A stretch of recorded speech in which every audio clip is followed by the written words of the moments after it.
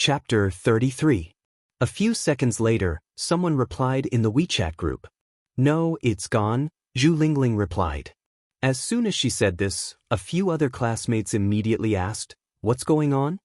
Yeah, didn't you say that you bought a house? Why aren't you getting married? If they're not suitable for each other, then don't get married. There's no need for so many whys. You guys can save on the gift money. Oh right, you guys should help Mian keep an eye out for any good single men and introduce one to her, Zhu Lingling joked. Just then, Wei Dong went online and sent a message. Are you serious? Stop messing around. Of course, why would I joke about something so important? Zhu Lingling rolled her eyes. Awesome, my goddess is single.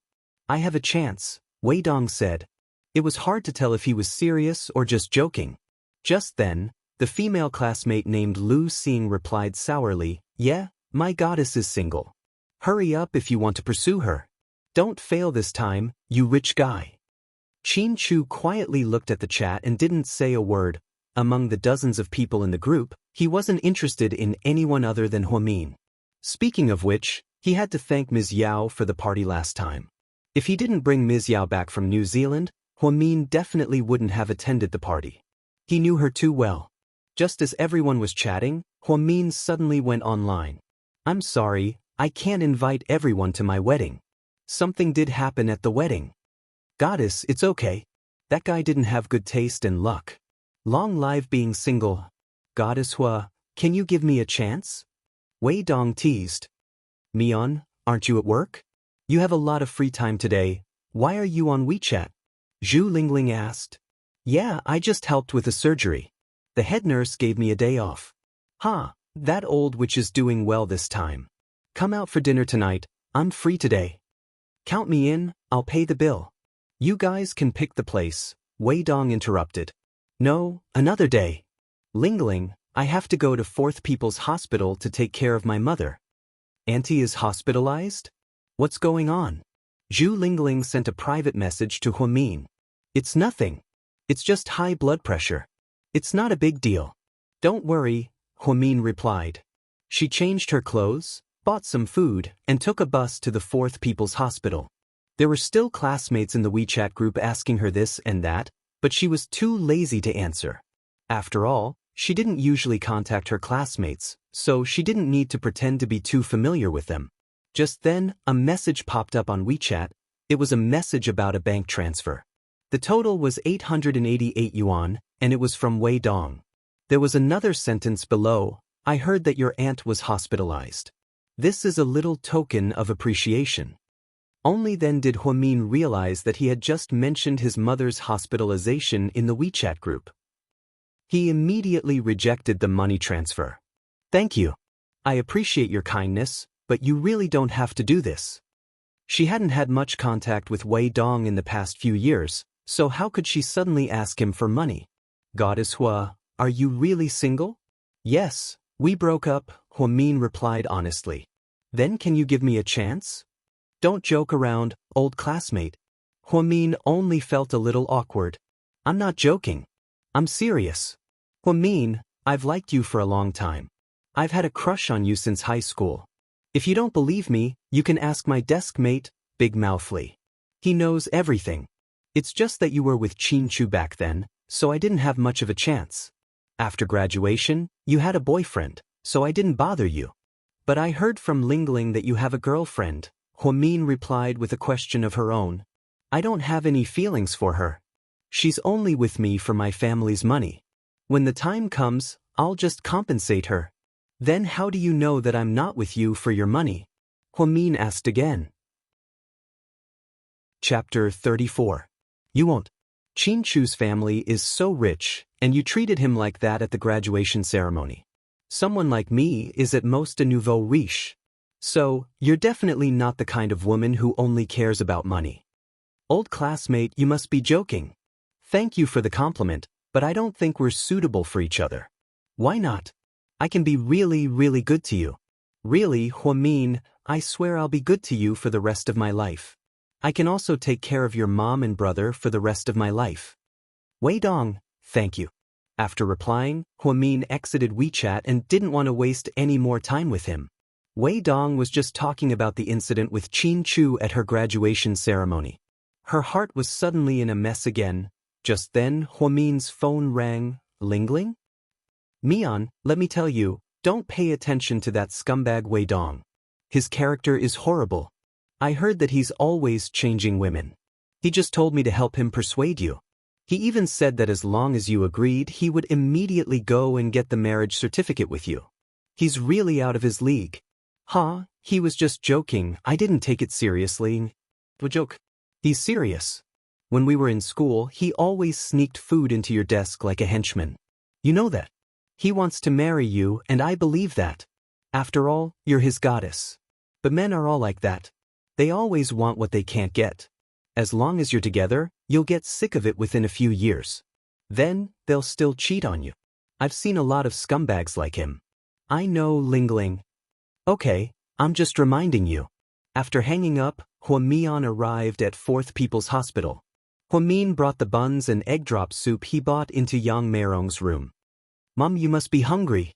There was a bit of traffic on the way here. Huamin smiled. Yang Meirong's face was still dark. She didn't say anything and just took the food from Huamin's hands and started eating. I'm leaving the hospital tomorrow. Huamin froze for a second. Then, he counted the days and realized that it was about time. Okay, I'll ask the doctor. We'll leave when your blood pressure drops. When are you getting married? I heard from Jixin that he already bought a house, Yang Meirong asked calmly. Yang Meirong had been with Ning Ziyuan for a long time. Although he hadn't been home much, Yang Meirong treated Ning Ziyuan well. At least, she didn't give him a hard time. She just wasn't very enthusiastic. Not anymore. Huamin bit his lip and replied. Yang Meirong paused in the middle of eating a bun. She looked up with a sharp gaze. What's going on? Zion has someone else he likes?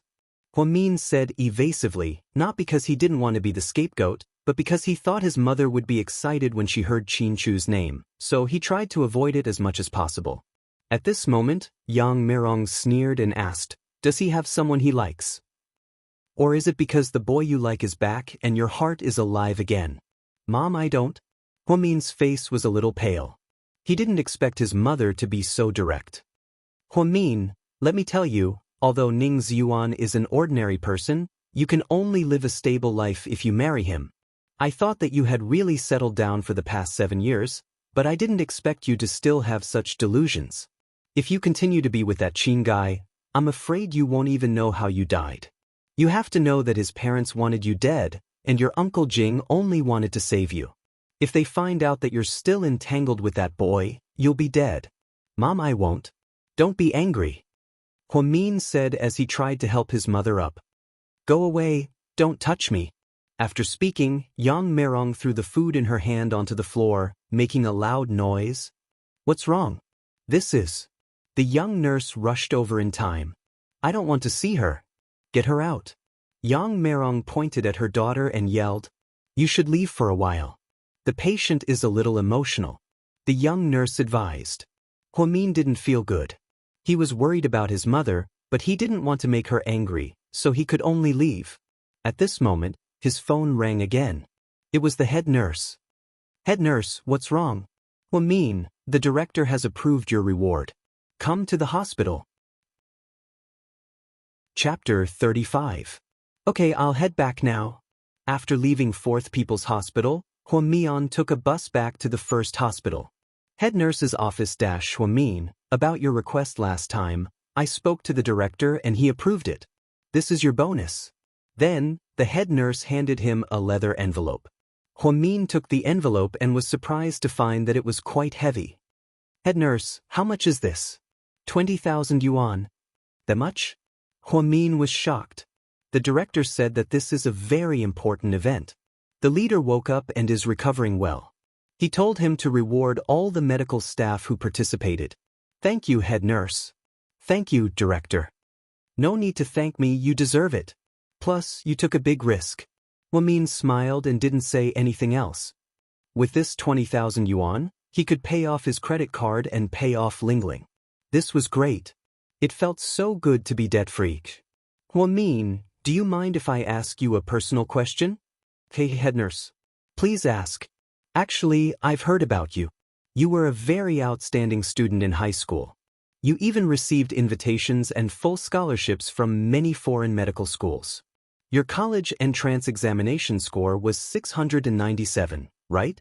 With such a score, you could be admitted to the best medical school in the country, Beijing University. But why did you choose our local medical school? With your qualifications back then, you should have been an outstanding doctor, not an ordinary intern nurse. That was my personal choice. Maybe everyone's choice is different. Huamin smiled bitterly. I've observed you for a long time in the past 6 months. You're very serious and talented. You can understand medical principles at a glance. I think it's a waste for you to continue like this. Every year, our hospital has a quota for students to study abroad. We have one in the OB/GYN department. This year, registration starts in July and you can study in Canada for 8 months. If you're interested. Thank you, head nurse, but I really don't need it. You can give the quota to someone else. I'm just an ordinary nurse. After that, Huamin bowed deeply to the head nurse and turned to leave. The head nurse looked at Huamin's back as he left. She had mixed feelings. She didn't understand why such an outstanding child would kill her own medical dreams. On the other side, at GK headquarters, inside the president's office, a middle-aged man in a black suit was sitting on the sofa, facing Qin Chu. He was the middle-aged man who had brought 8 special police officers to the Qin family's villa to pick them up in the wee hours of the morning. Dr. Qin, the operation this time was very successful. After the critical period passed last night, we have transferred the leader to a hospital in Beijing to recuperate. I would like to thank you on behalf of the leader. Then, according to the leader's instructions, I would like to communicate with you to see if there is anything we can help with. Are you going to give me a reward? Qin Chu asked. That's what I meant. If you need anything, just let us know. We'll do our best. Then what do you think I need right now? Qin Chu asked again. The middle-aged man froze and was speechless. As the president of GK, he really didn't need anything. After a while, the middle-aged man took out some documents and placed them on the table. He coughed lightly and said, with Dr. Qin's status, you really don't need anything. However, we know that you're 27 years old and still don't have a girlfriend. Therefore, we specifically brought out a list of the most beautiful and clean socialites in the 3 northern provinces. You can look through it carefully and tell me which one you like. I'll take care of it. So, your leader's reward for me is to introduce someone to me? Qin Chu glanced at the documents and said coldly. Chapter 36. Well, theoretically, that's also the case. The middle-aged man appeared solemn and a little embarrassed. After all, it was a headache to talk to this young man who was both a doctor and a CEO. Then can you tell me, which eye of yours found out that I don't have a girlfriend? Qin Chu crossed his arms and stared at the middle-aged man as he questioned him. The middle-aged man froze slightly and then immediately took out another document from his folder. After reading it, he looked up and replied, Doctor, we investigated your situation in the past few years and found that you didn't have excessive intimacy with women. Then why didn't you suspect that I was gay? Qin Chu continued to question him. Because according to our investigation, you didn't have excessive contact with any men either, the middle-aged man answered sincerely. Qin Chu was speechless. It seemed that these people were quite thorough in their investigation. They even investigated the men and women he was in contact with. They were just short of investigating his ancestors. Take this document away. I don't need any socialites, Qin Chu said proudly. He wasn't at the point where he had to go on blind dates, was he? Over the years, there were at least 80 women who liked him, if not 100. There were all kinds of women, but none of them were good enough for him. Why would you refuse? This is a small token of appreciation from our leader. Then I want to ask, does your leader have the right to kidnap a girl to marry me? Qin Chu asked in all seriousness. The middle-aged man's mouth twitched slightly. I don't think so. No matter how powerful his leader was, he couldn't kidnap someone to marry him. That was against the law. After all, their country was a place where human rights were valued. Then forget it, I have someone I like. If you can't kidnap her to marry me, then there's no point in saying anything more. Then can we help you in other ways? No, I don't need any help, please leave. Qin Chu asked him to leave. The middle-aged man sighed slightly and thought, if this young man didn't tell him what he wanted, how could he report back to his leader? Therefore, he made a decision on his own. 3 days later, Sea City's officials suddenly released an announcement saying that an important official from the capital city had come to Sea City 3 days ago to inspect the city's economic situation. He conducted an in-depth interview with the leading company, GK Corporation, and expressed his satisfaction. As soon as this news came out, it was immediately reposted by all the major media outlets. At the end of the day, GK's stock market rose by 25%. When Qin Yumin saw this news at home, he was overjoyed. It seemed like it was a wise decision to hand GK over to his son. Although he didn't know what relationship his son had used to get in touch with the so-called big boss in Jingdu, the group had indeed benefited. Evening. By the time Qin Chu got home, it was already 8:30 p.m. Son, have you eaten? Lady Qin asked enthusiastically. I've eaten. Qin Chu finished speaking and was about to go upstairs. Chu, I've read the news today.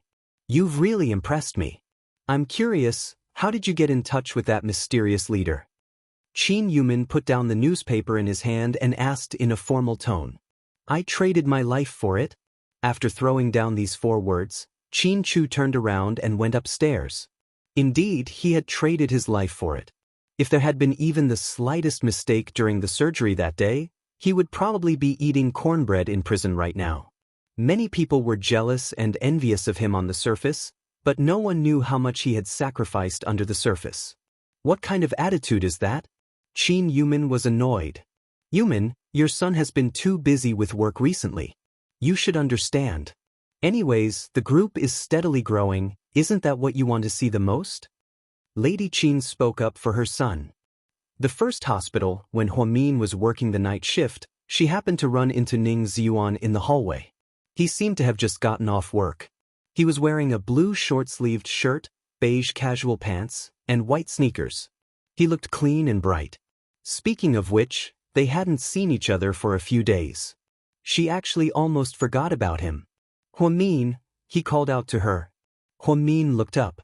When she saw Ning Ziyuan, her gaze was still calm, as if she was looking at another colleague. Seeing Huamin's reaction, Ning Ziyuan was slightly disappointed.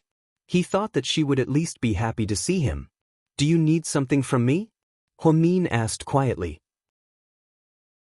Chapter 37. Oh, it's nothing. I just remembered that I forgot to bring some things. Bring them to me when you're free. Okay, I'll go back and look for them. Huamin nodded. You can just give them to He-Man after you bring them here, Ning Ziyuan added in order to piss off Huamin. However, Huamin wasn't surprised at all. He replied calmly, eh? Then Huamin brushed past him. Ning Ziyuan suddenly felt bad. It would be a lie to say that he didn't have feelings for Huamin. After all, he had pursued her for so long. They had been together for 3 years, and he treated her very well. Now that they suddenly broke up, how could he not feel bad? He thought that Huamin wouldn't feel good either. After all, he was now with He-Man. However, when he saw Huamin, her eyes didn't seem to be filled with pain at all. Could it be that, after all these years, she had never truly loved him? Did she only love her ex-boyfriend? At that thought, Ning Ziyuan's eyes turned cold. After Huamin got off work, she went straight home to buy some tonics for her mother. After all, she had just been discharged from the hospital. Her mother had never been nice to her, so she left after putting down the things and didn't stay for dinner. Then, she went back to her rented apartment and cleaned it thoroughly. She found a few things that belonged to Ning Ziyuan. She carefully put them away and put them in a storage box. She planned to bring them over tomorrow. In the end, she lay on her bed, exhausted. She used her phone to transfer money to her credit card. Luckily, it hadn't expired. Otherwise, the fees would be frighteningly high. Then she sent Zhu Lingling a WeChat message. Are you there? Give me your card number. Pay me back. So soon? I'm not in a hurry, Zhu Lingling replied. You're not in a hurry, but I am. It doesn't feel good to owe someone money. Where did you get so much money? Ning Ziyuan paid you the down payment? Zhu Lingling asked. In order to avoid explaining too much, Huamin just vaguely said that the money was a reward for Qin Chu's assistant in the hospital. That's not bad at all. Alright. Since you are so trustworthy, I will still lend it to you happily next time. Zhu Lingling sent a smiley face and sent it over. Huamin received the bank account number as well. Following the bank account number, Huamin transferred the money. Although she only had 2,000 yuan left for living expenses after taking the bonus from the hospital, she felt a lot more relaxed. Lying on the bed, Huamin played the piano version of Canon. Suddenly, Huamin felt that living a simple life was also a kind of beauty.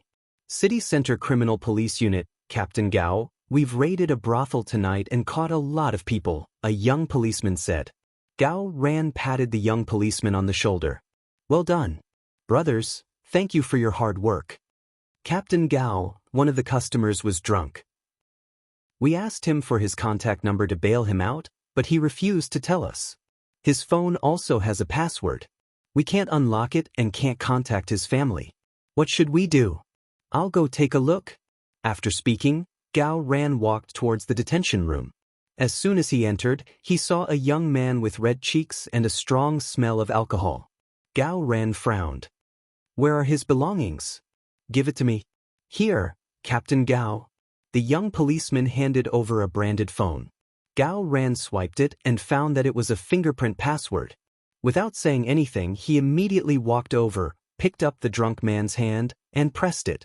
The young policeman next to him couldn't help but give him a thumbs up. Our captain is really smart.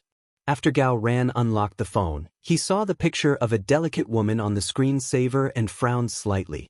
This woman is Huamin? Gao muttered to himself uncertainly. Chapter 38. Gao recognized Huamin because she was the woman that his good friend, Qin Chu, once loved deeply.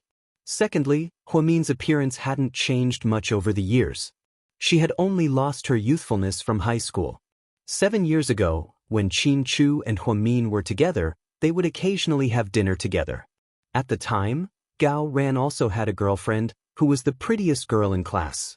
Qin Chu brought Huamin and the four of them often went to eat Western food. Now that he thought about it, it seemed like it was many years ago.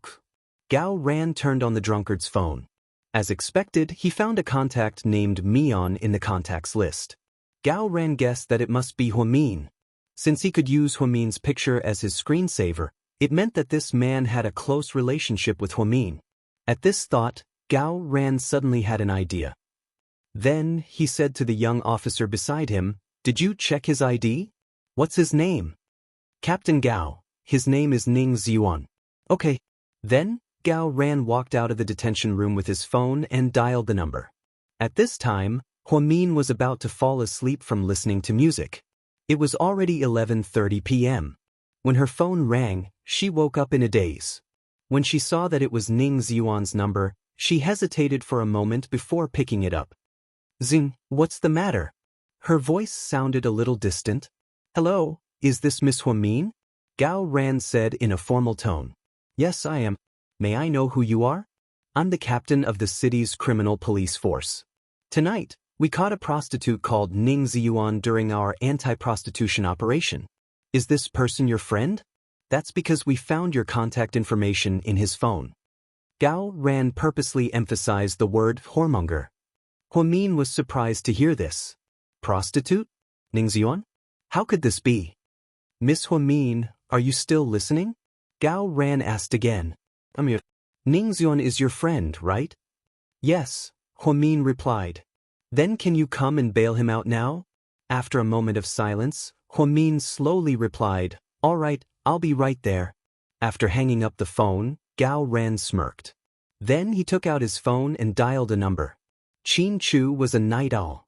Perhaps it was because he had just returned to China not long ago, so he often looked at the company's data in the study room at night, and then made a cup of coffee to study the stock market. "Hello. Chu, you have to treat me to a big meal." "Now? What time is it?" Qin Chu looked at his watch. "It's the middle of the night. Is this Gao sick? Come to the police station now, I have a surprise for you." Not interested, Qin Chu immediately rejected. Gao was embarrassed. "Ahem. Don't regret it. Anyway, I've already informed you. If you don't come, you won't be able to see the best part. Huamin will be here soon. As expected, Qin Chu heard the two words, Huamin, and immediately perked up. If you want to come, then hurry up. It'll be a pity if you miss it. After speaking, Gao Ran immediately hung up the phone. Qin Chu then got up, changed his clothes, and drove his Audi R8 to the city center. When Qin Chu arrived at the municipal bureau, Huamin was not there yet. Gao Ran stood at the door and said proudly, "Just wait, Huamin will be here soon." What's going on? It's so late, why is she here? The reason Qin Chu was in such a hurry was not because he wanted to see Huamin, but because he was worried. It was so late, why would a girl like Huamin come to the municipal bureau? Did something happen? Just as Gao Ran was about to answer, he saw a thin girl walk in. Her long hair was loose and she wore a long beige sweater. It was very pleasing to the eye. Qin Chu noticed it as well, and he immediately looked towards the door. "Hello, I just received a call. I'm here to bail out Ning Ziyuan." Huamin's voice was a little hoarse. She did not seem to be in a good state of mind. Chapter 39. Okay, come over here and fill out this form. The young officer led Huamin to the side to fill out the form. Qin Chu remained silent, and no one knew what he was thinking. How is it? Isn't it crazy? I didn't think that one of the customers I arrested would be Huamin's current boyfriend. They already broke up, Qin Chu said calmly. You even know that? You're way too well informed, aren't you? Gao Ran laughed. Qin Chu didn't say anything else, but his gaze never left Huamin's figures. After Huamin paid the 2,000 yuan bail, she let out a sigh. She finally had 2,000 yuan left in her working capital, but it was going to go down the drain again. Luckily, her salary was due in a few days, or else she wouldn't be able to make a living. After she paid the bail, Ning Ziyuan was still unconscious and had fallen asleep. There were still lipstick stains on his clothes. She could understand that Ning Ziyuan and He-Man were together because he was angry or unwilling to give up. However, she really didn't think that Ning Ziyuan would go to the brothel. After all, he usually looked like such a gentle man. You can take him away now. Go home and teach him a lesson. What's the point of fooling around with such a beautiful girlfriend? He really doesn't know how lucky he is, the young officer nagged. Huamin nodded awkwardly, then struggled to drag Ning Ziyuan out. When he saw Huamin carrying the drunk Ning Ziyuan out, Qin Chu immediately lost his cool. "Let me do it." After he spoke, Qin Chu didn't wait for Huamin to speak, and he dragged Ning Ziyuan over and carried him himself. "Why are you here?" Huamin was extremely shocked when he saw Qin Chu. "Don't tell me you're also a prostitute, caught?" Huamin's face gradually turned pale. "Are you kidding me?" Qin Chu's face darkened as he looked at Huamin. At this time, Gao Ran immediately came over to smooth things over. "I was the one who called Chu. The purpose was to let him see what kind of person his ex-girlfriend's current boyfriend is."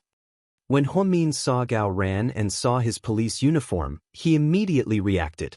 Then he laughed mockingly. "Then you must be bored to death." "Hey, what are you talking about?" Gao Ran looked aggrieved. Before he could finish, Huamin turned around and walked out angrily. Qin Chu dragged Ning Ziyuan out as well. "These two are so weird. I wonder if what I did was a good thing?" Gao Ran muttered to himself as he rubbed his chin. After they walked out, Huamin turned around. "Leave him to me. What are you going to do? Take him back to your house?" "What else can I do? Where else can I take him?" Huamin asked back. "No, I don't agree," Qin Chu said with a dark expression. Huamin was confused. "Qin Chu, what right do you have to disagree? I have nothing to do with you. Plus, I'm the one who bailed out Ning Ziyuan. He's my friend. That's enough, I'll make arrangements for him." After he spoke, Qin Chu didn't care anymore as he dragged Ning Ziyuan into his Audi R8. "Hey, where are you taking him?" Huamin asked anxiously. "To feed the sharks, to fill the sea." After he spoke, Qin Chu drove the Audi R8 away at lightning speed. Chapter 40. Huamin was left standing alone at the entrance of the Municipal Public Security Bureau. Her mind was in a mess. She was supposed to be bailed out, but what was happening now? Huamin was wondering if she should just take the bus to the first hospital since it was too expensive to take a taxi home. The Audi R8 magically returned in less than 5 minutes. Get in. So fast? Where is he? In the hotel up front, Xianxia replied. Huamin was speechless. Xianxia's efficiency was really, hurry up and get in. Huamin didn't dawdle. She opened the door and got into the front passenger seat. After a long silence, she slowly asked, "Did you arrange what happened today?"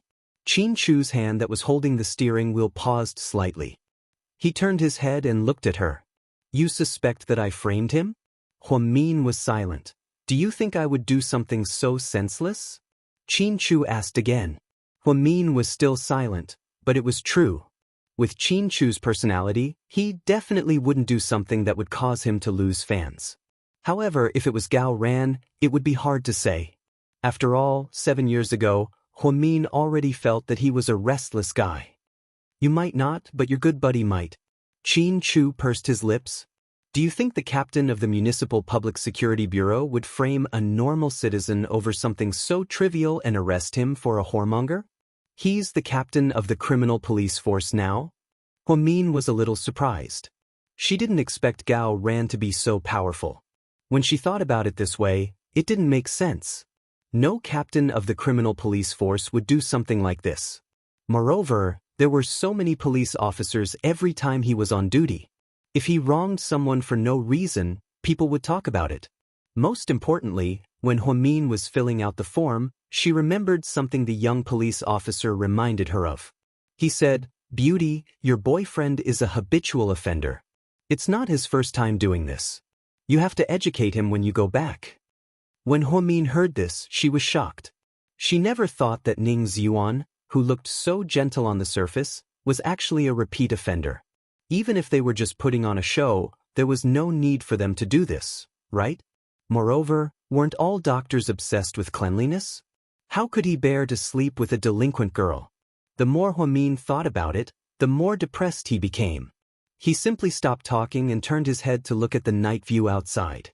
She had never thought that one day, she would be able to sit in Xianxia's car and drive through the night with him alone, just like 7 years ago. In fact, it took less than 20 minutes for the Audi R8 to reach her house. But she felt like it had been a few hours. In fact, she did not dare to face Xianxia. Although she hated him, she knew that there was a feeling called hatred born from love. Only when there was love would there be hatred. Otherwise, when they met again, they would be strangers. Why would her heart beat so fast? "Mian," he suddenly called her name softly. Huamin turned her head, her eyes a little dazed. Perhaps it was the night view that completely messed up her heart.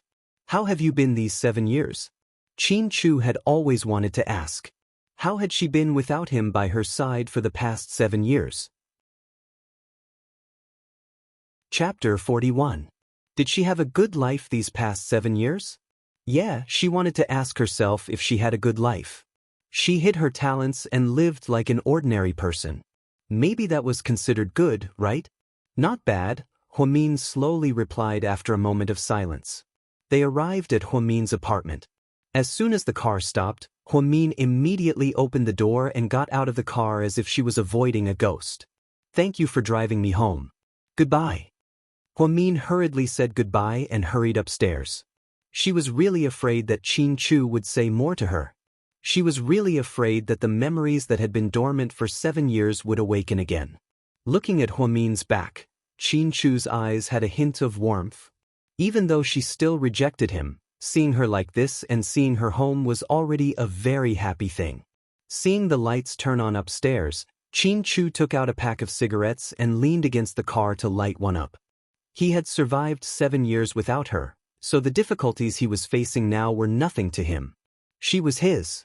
This was something that he had already decided in his life, regardless of whether she agreed or not. After Huamin went upstairs, she took a shower and was about to go to bed when she unexpectedly walked over to the window and quietly pulled down the corner of the curtains. Sure enough, the car was still parked there. Xianxia leaned against the car and didn't move.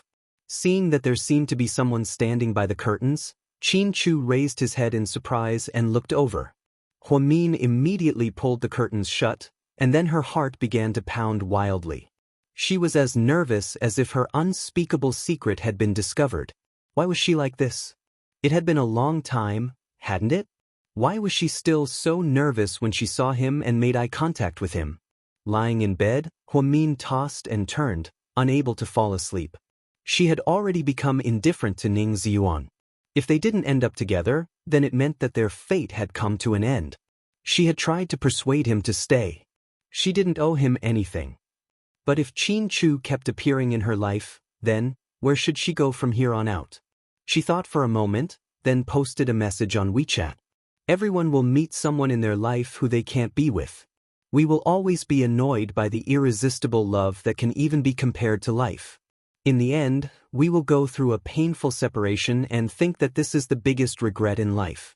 After time passes, when you look back at those ridiculous years, you will realize that you have to thank yourself for the choice you made back then. Because I began to understand that those people who couldn't be with me were actually the wrong people.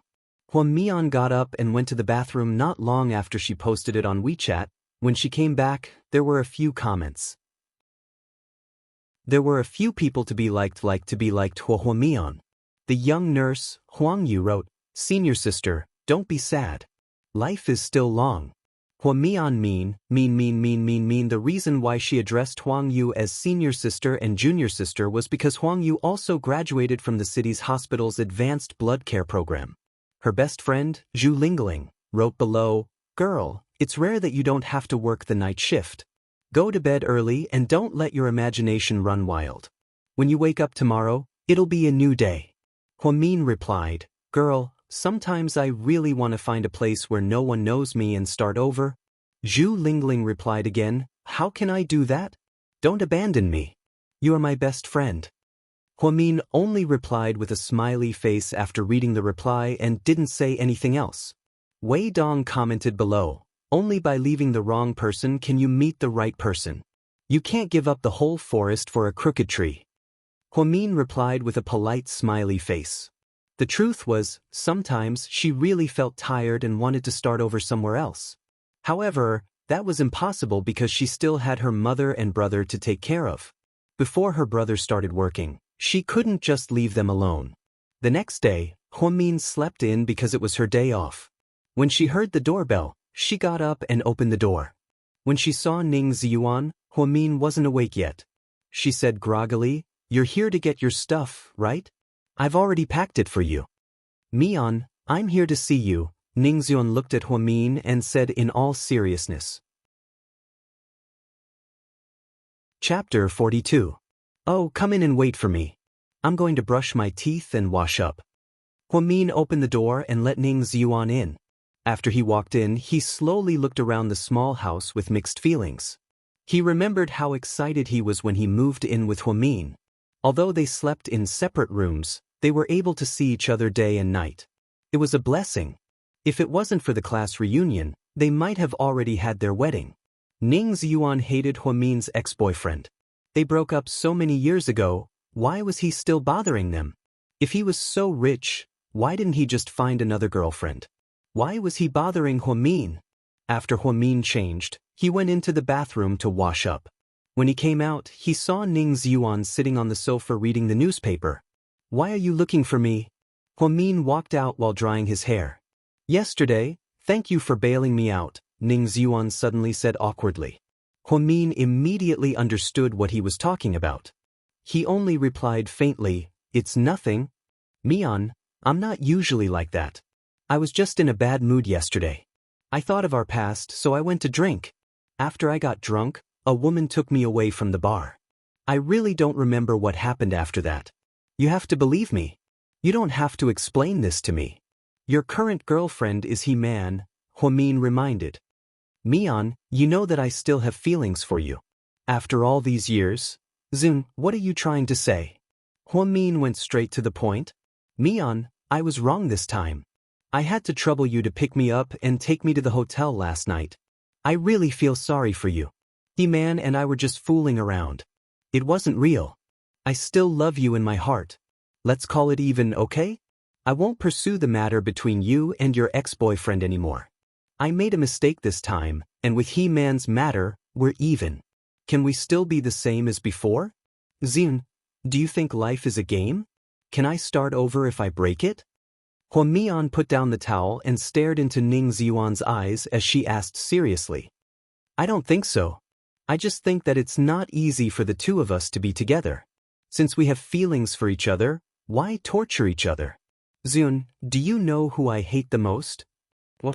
Ning Ziyuan was stunned. It's a liar. I'm not lying, Yan. Yesterday was the first time I did something stupid. I won't do it again. But the police told me that you have a criminal record in the police station. It's not the first time you've committed rape. You're a repeat offender.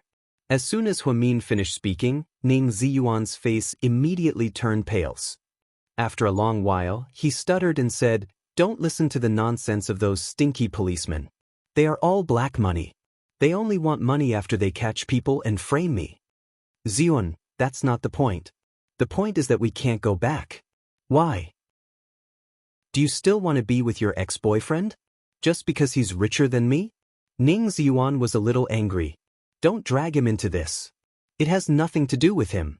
I don't believe you. You must still love him and can't forget him, right?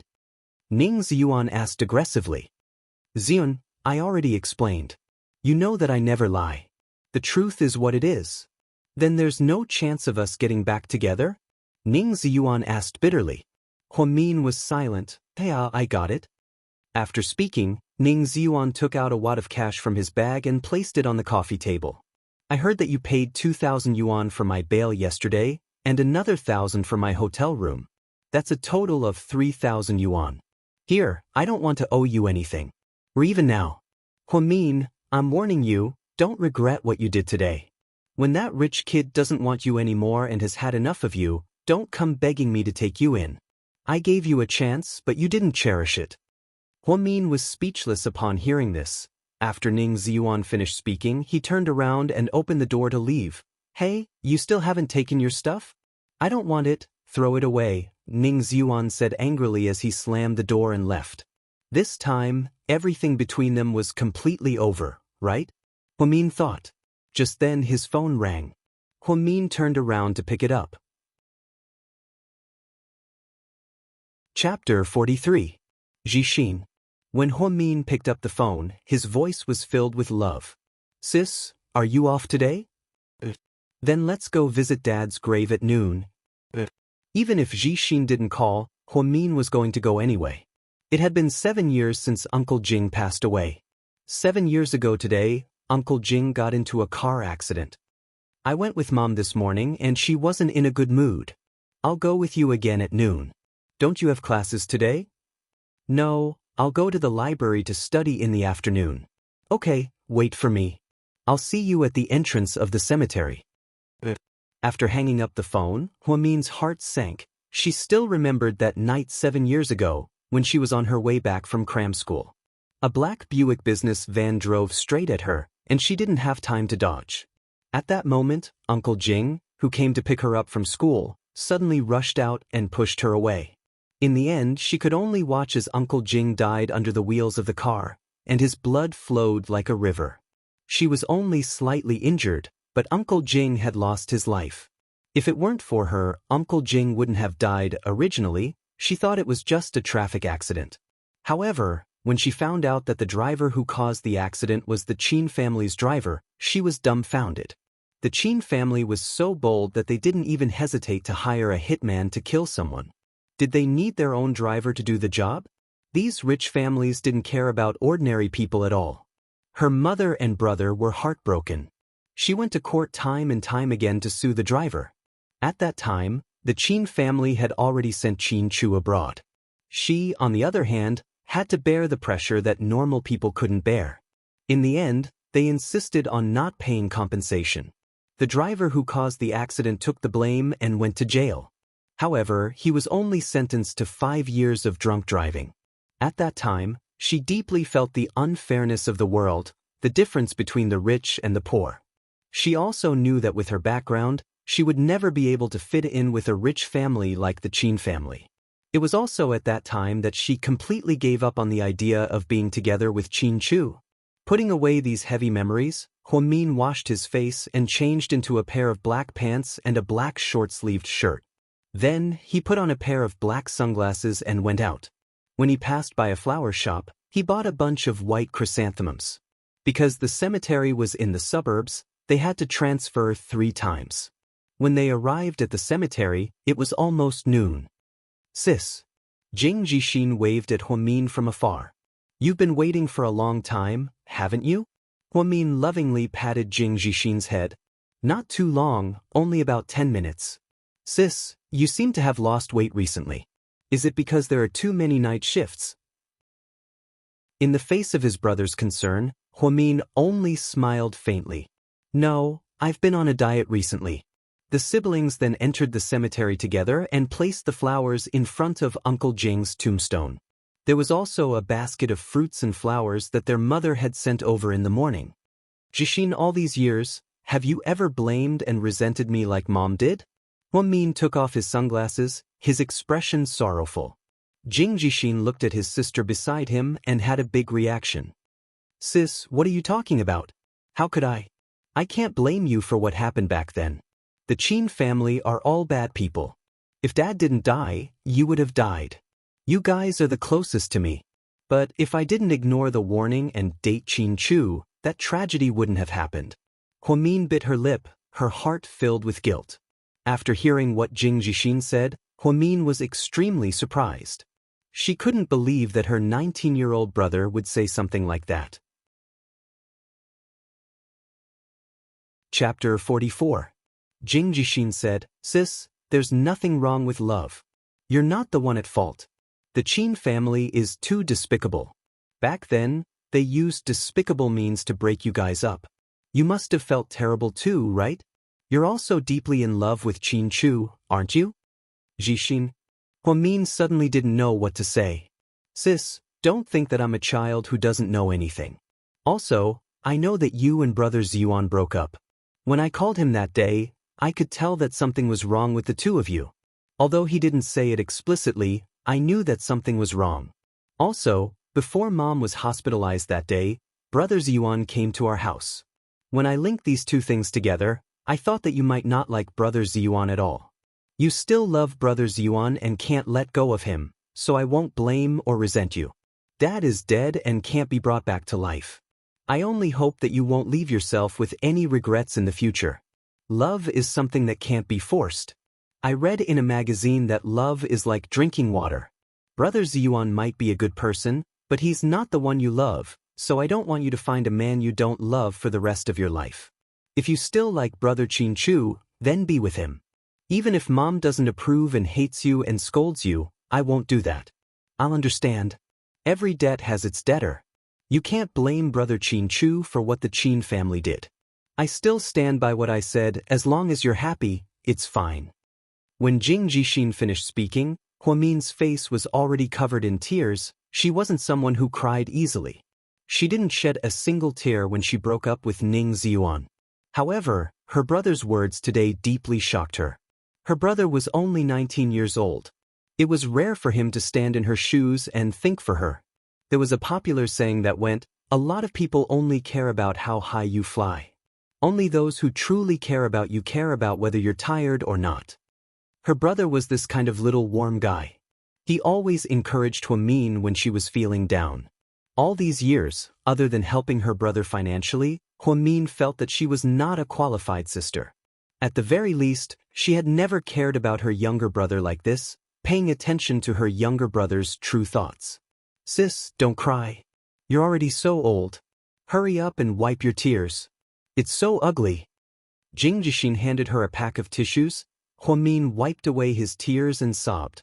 "Jixin, I didn't know you knew everything. Thank you for understanding me." "What nonsense are you talking about? We're siblings. You and Mom are the people I love the most in the world." Jing Jixin smiled, revealing his 2 canine teeth. Huamin's eyes glistened with tears. She thought to herself, "Uncle Jing, please bless me and Jixin. Please bless us so that we'll be safe and sound in the future. We can't afford to lose anything." When they walked out of the cemetery, it was already 1 in the afternoon. "Are you going back to the library to study?" "There's still time. Sis, I'm so hungry. Let's eat something together. Huamin nodded, then, the two of them took the bus back to the city. They found a small restaurant near Jingjishin's university and ordered 2 dishes and a bowl of soup. Although it was simple, they ate with relish. Jingjishin was only in his 2nd semester of university. His university wasn't the best, but it wasn't bad either.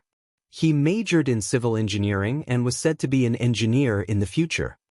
Sis, when I graduate and find a job, I can support the family with you. Then, you and Mom won't have to work so hard anymore. Okay. Huamin smiled and nodded. After dinner, Huamin bought some fruits for her brother and walked him all the way to the school gate. Sis, hurry up and go back. Call me if you need anything. Jingjishin waved goodbye to Huamin. When Huamin returned to her rented apartment, she spent the entire afternoon cleaning. As a medical worker, she was seriously obsessed with cleanliness. By the time she finished, it was almost 6 in the evening. Exhausted, she curled up on the sofa and watched TV to pass the time. Just then her phone rang. She looked at the caller ID and saw that it was an unknown number. Are you Jingjishin's sister? A boy on the other side of the phone asked anxiously. I am. Sis, I'm Jingjishin's roomie. Jingjishin just got into a car accident on campus. He's being sent to the first hospital in the city right now. Hurry up and go. After hearing this, Huamin felt her vision go dark, and she almost fainted. Chapter 45. Huamin didn't even remember how she walked out of the house until she arrived at the hospital's emergency room.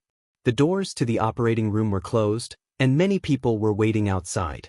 She saw her mother lying limp on a chair in the hallway, crying her heart out. Mom, how's Jishin? My poor Jishin, you have to be safe, or else how am I going to live? Yang Meirong closed her eyes and cried as if she couldn't see Huamin. 2 nurses were about to come over and scold her for being quiet, but when they saw Huamin, they were surprised. Huamin, are you a family member of the patient as well? Huamin nodded with a pale face. Slightly. How's my brother? What's his situation?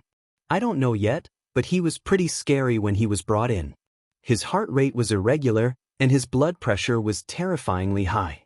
The doctor is trying to save him right now, just wait. Okay, I got it. Huamin felt weak all over, as if she was about to collapse. They were still eating lunch together, talking and laughing. How did this happen in the afternoon? If something really happened to Jishin, she couldn't imagine how she and her mother would live on. 7 years ago, Uncle Jing's death had already cast a layer of frost over the family. If something happened to her brother, she was afraid that she wouldn't be able to live on. Just then she saw the other family members crying. Only then did she remember to ask what was going on. Then, a middle-aged man in his 40s walked over, wearing gold-rimmed glasses. Huamin recognized him. He was Jingjishin's university teacher. Mr. Sun, what happened? It's like this. Apparently Jingjishin got into a car accident on his way back to his dorm from the library. This time, Jingjishin wasn't the only one who got into an accident. 3 other children were also seriously injured. It was a chain accident, the teacher replied with a heavy tone. Huamin was slightly shocked. How is that possible? Isn't there a speed limit on campus? How could such a serious accident happen if the speed was so slow? I wasn't there at the time. I'll have to wait for the surveillance footage to come out. However, according to the students who witnessed it, a Porsche sports car was speeding and destroyed a lot of public goods in the school. It also injured 4 students and finally hit a big tree. Porsche sports car? Huamin frowned. She couldn't imagine what kind of person would drive a sports car in a crowded university campus. He even destroyed a lot of public property. Where's the perpetrator? Where is it? Huamin was fuming. They have already escaped. The girl in the passenger seat is also said to be seriously injured and is in the hospital for emergency treatment. However, the school has already called the police. The traffic police and the police are already involved in this matter. You don't have to worry. How can I not be worried? I still don't know what's going on with my brother. Huamin's tears fell as he spoke. 3 hours later, the door to the operating theater opened. Huamin and his mother rushed forward to stop the doctor. Dr. Liu, how's my brother? His condition isn't very good. We've already tried our best to resuscitate him, but there's still a blood clot in his brain. Moreover, the location of the clot is very sensitive. We don't have enough time to perform a second surgery. In a moment, the neurosurgery department will come up with a plan and discuss with your family about how to treat him." After hearing this, Huamin and his mother's legs turned to jelly. If the situation wasn't good, it meant that his life wasn't out of danger. She knew the theory behind intracranial hemorrhage. The surgery she did with Qin Chu was similar to this one. It was an extremely difficult surgery. Even the slightest mistake would leave behind sequelae. In the best-case scenario, it would result in a decrease in intelligence and uncoordinated limbs. In the worst-case scenario, it would result in paralysis or a vegetative state. "Oh my God, my poor son. What have I done to deserve this?" Yang Meng knelt on the ground and wailed. At this moment, Huamin felt like the sky was falling down. Chapter 46. Patient's family, quiet down. We can't make noise here. The medical staff immediately stopped them. "Mom, calm down." "Shut up. It's all your fault, you jinx. You killed Jixin's father, and now you're here to kill Jixin. I really regret having a jinx like you as my daughter. It's all my fault." Yang Meirong cried as she hit Huamin. Huamin was also very sad, but he couldn't say anything. Just then, Yang Meirong suddenly grabbed Huamin's collar and yelled, "Did the Qin family do it? Did you seduce their son again? Is that why they're trying to hurt us again? Tell me. Calm down. This was an accident.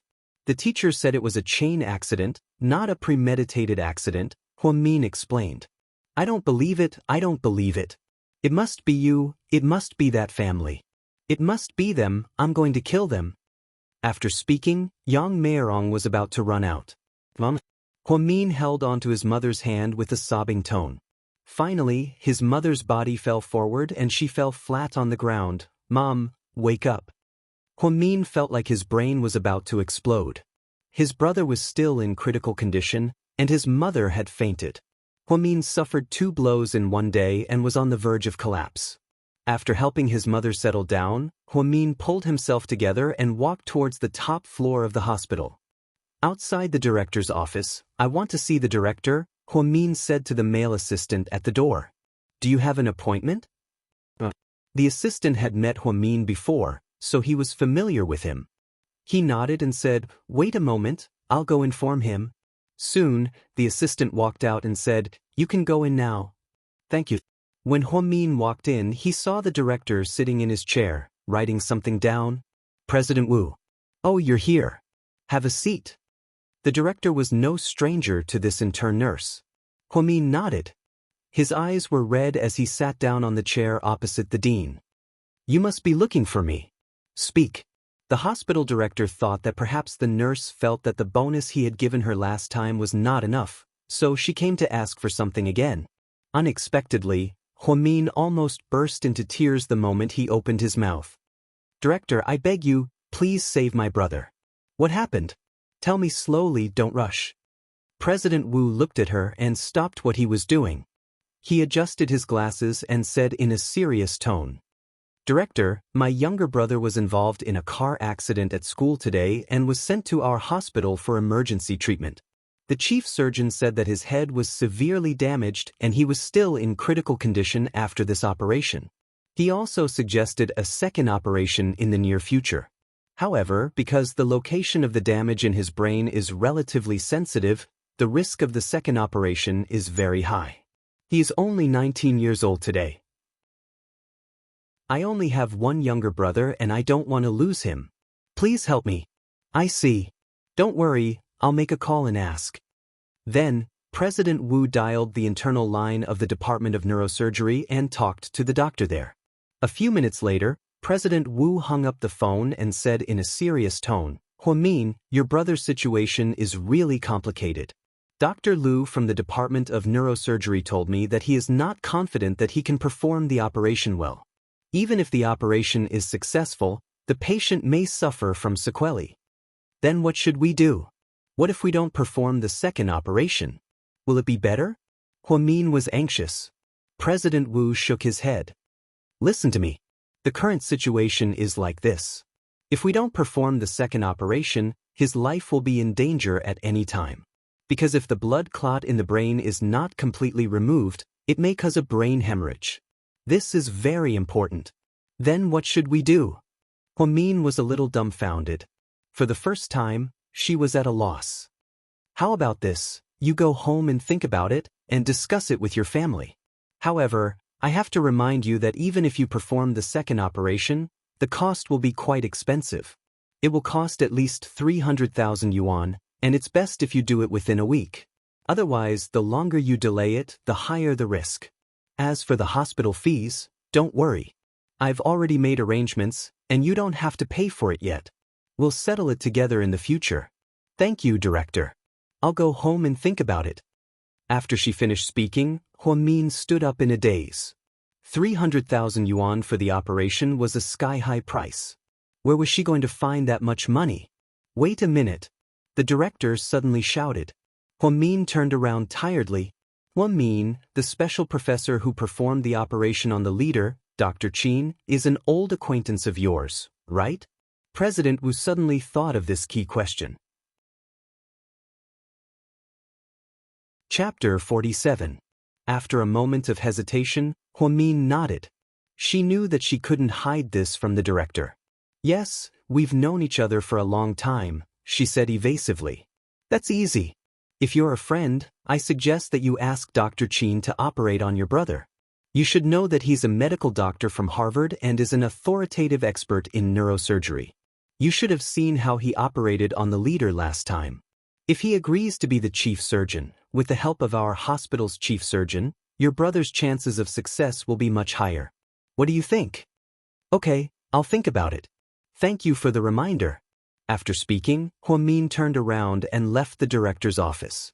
She felt extremely conflicted. Should she ask Qin Chu for help? This was worse than killing her. She needed to raise money first. After all, 300,000 yuan wasn't a small amount. Inside the hospital room, when Huamin walked in, his mother was already awake. She was still in a bad mood. Mom, I have something to discuss with you, Huamin said quietly.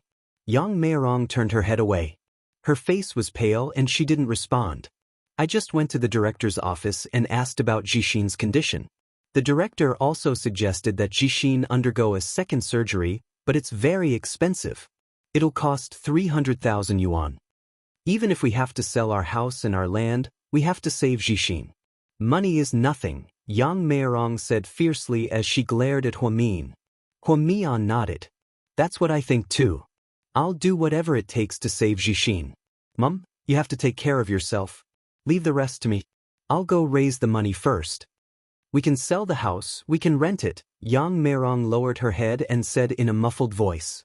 It's too late to sell the house now. The second surgery will happen in a few days. I'll think of something. You rest well. After speaking, Huamin turned around and walked out of the hospital room. She took a deep breath and tried to calm herself down. Then, she took out her phone and opened her contacts. She looked through each and every one of them to see if there was anyone who could help her at this critical moment. At this moment, she thought of someone, Ning Ziyuan.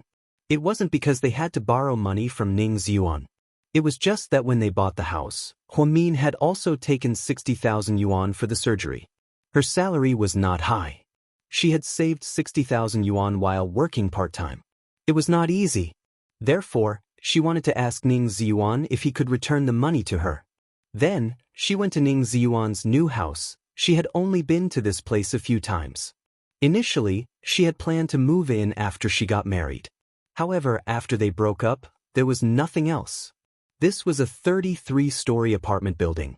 It was located at the edge of the 3rd Ring Road, and the transportation was quite convenient. Ning Ziyuan lived on the 9th floor.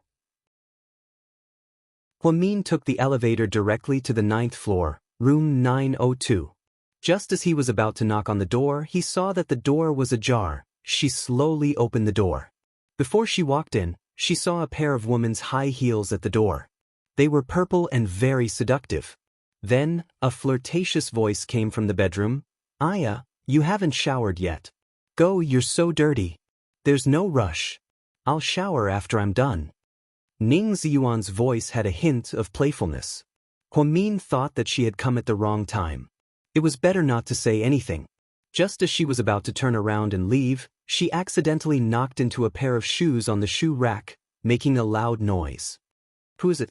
Ning Ziyuan immediately walked out of the bedroom to check. When he saw Huamin, he was obviously surprised and then embarrassed. Why are you here? Huamin saw that Ning Ziyuan was only wearing boxers. She immediately turned her head and said, "Something happened at home and I need some money. So, I wanted to ask if you could return me the money I paid for the down payment." Chapter 48. Money?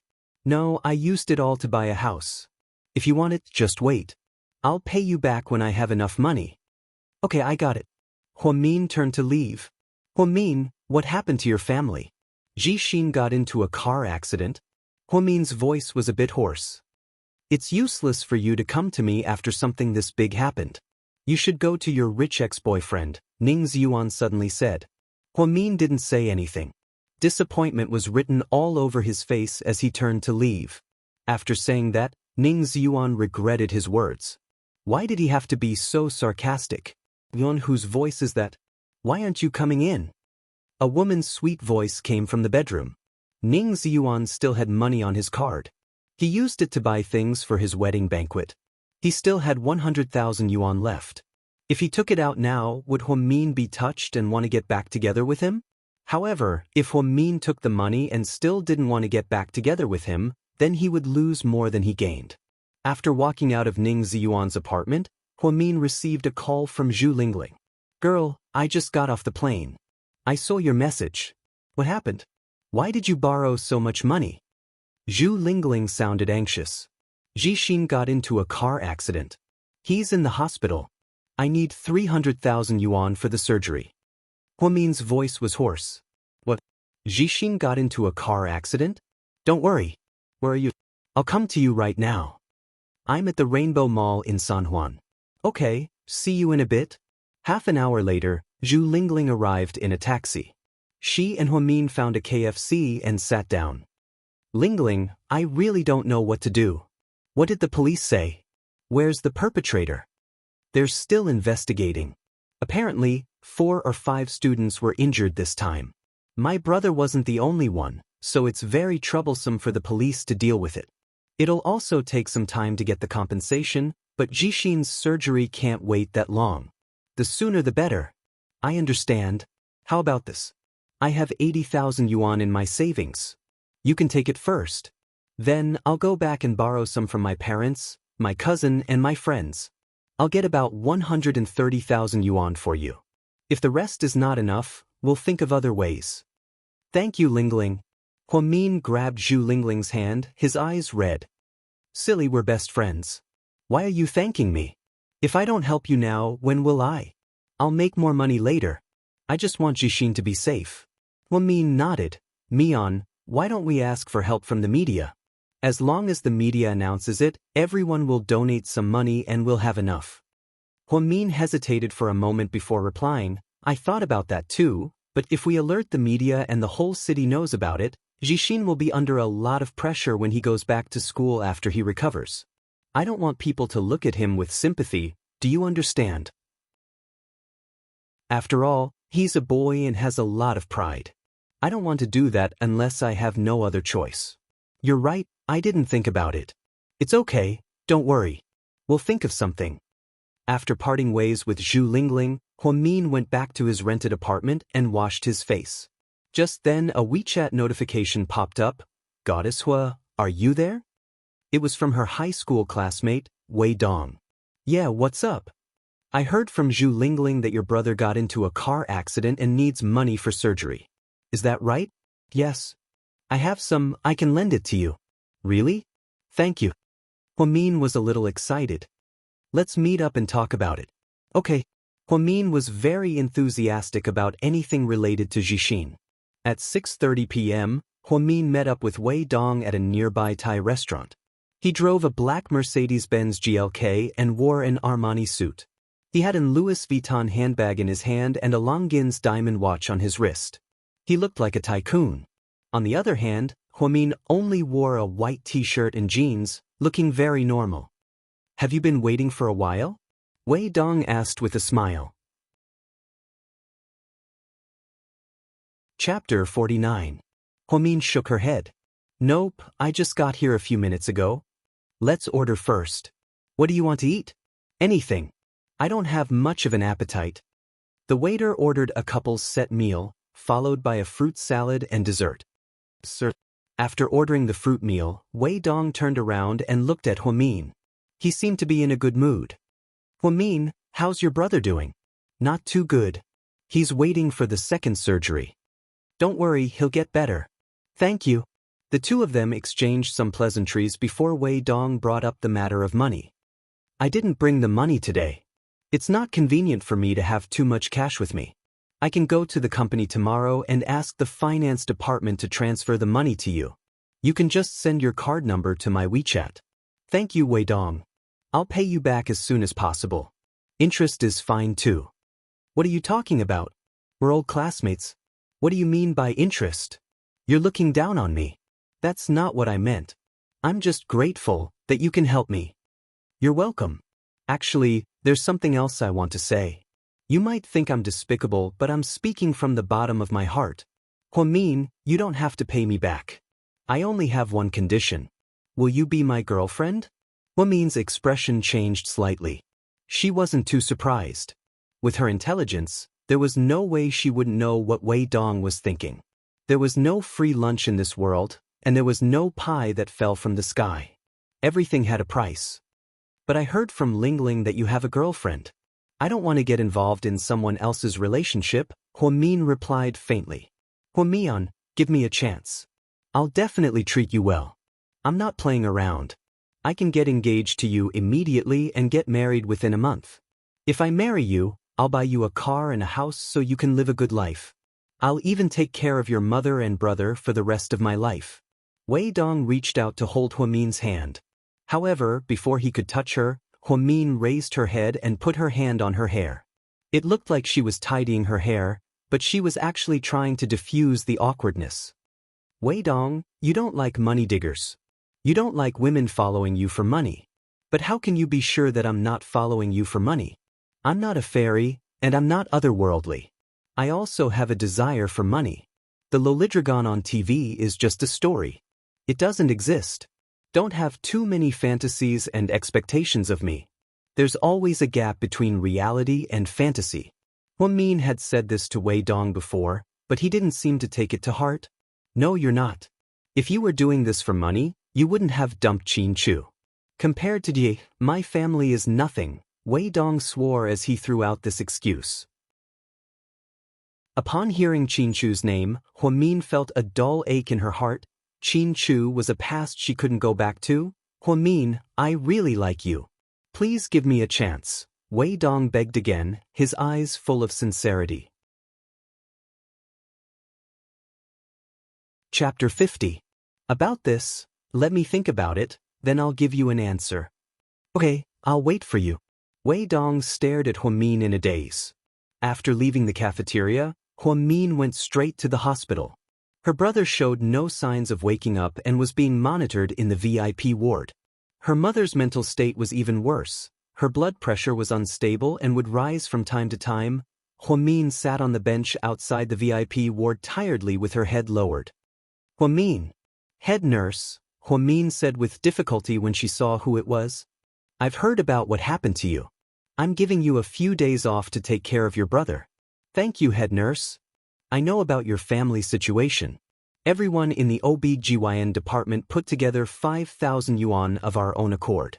Take it, we'll think of something else if it's not enough. No, I can't take it, head nurse. Huamin was a little flustered. Take it, it's a small token of our appreciation.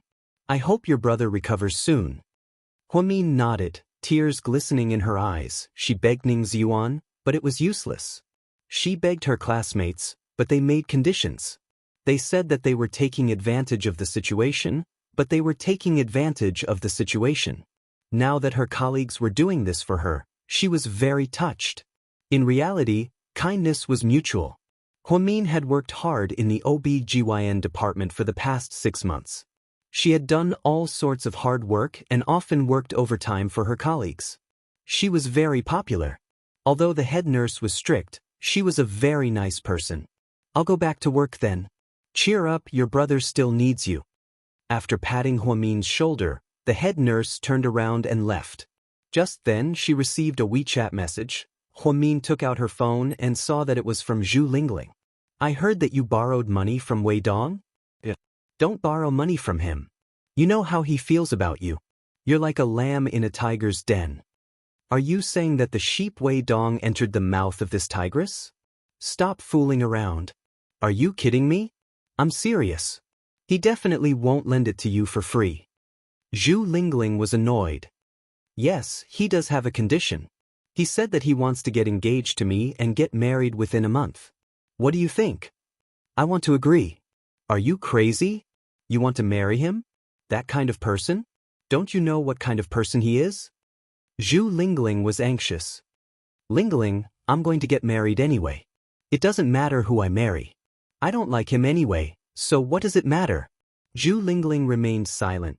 After a while, Zhu Lingling replied carefully, Mian, have you thought about asking Qin Chu for help? Maybe he can help you. I'd rather marry Wei Dong than beg Qin Chu.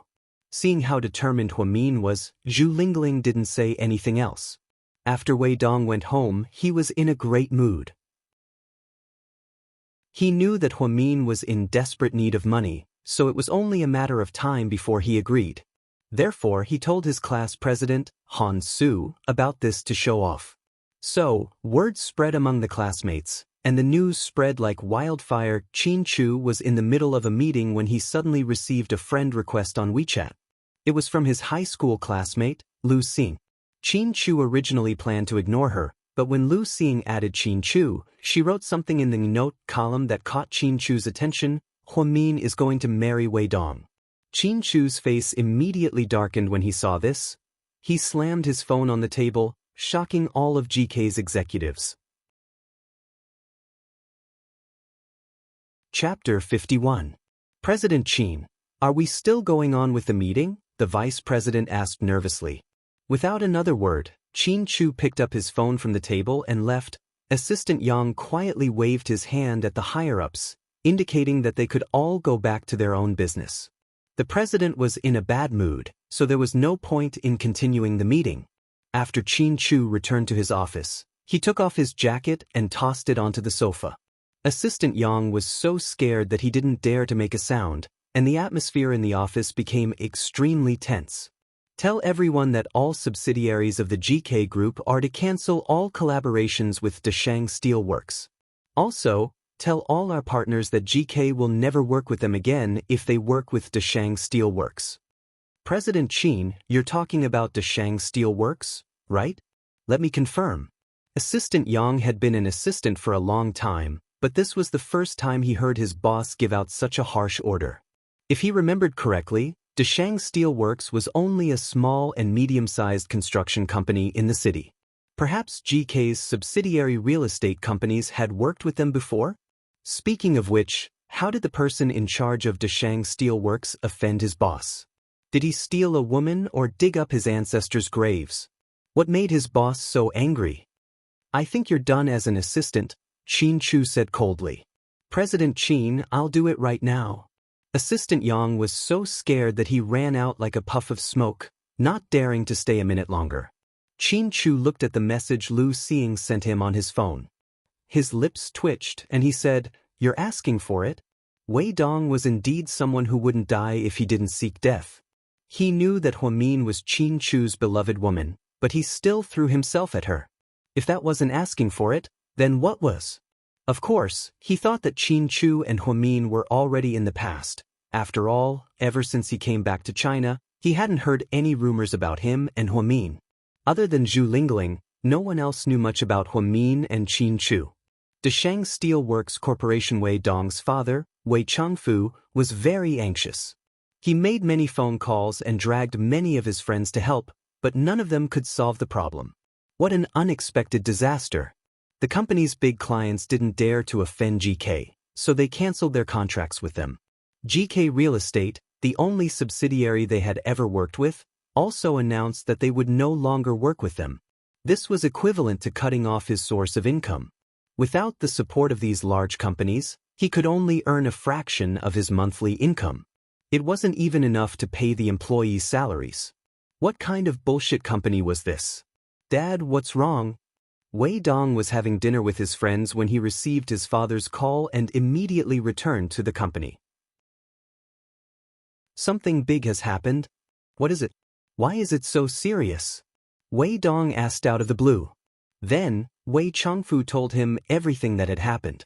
In the end, he cursed, "God damn it, I don't know how we offended GK.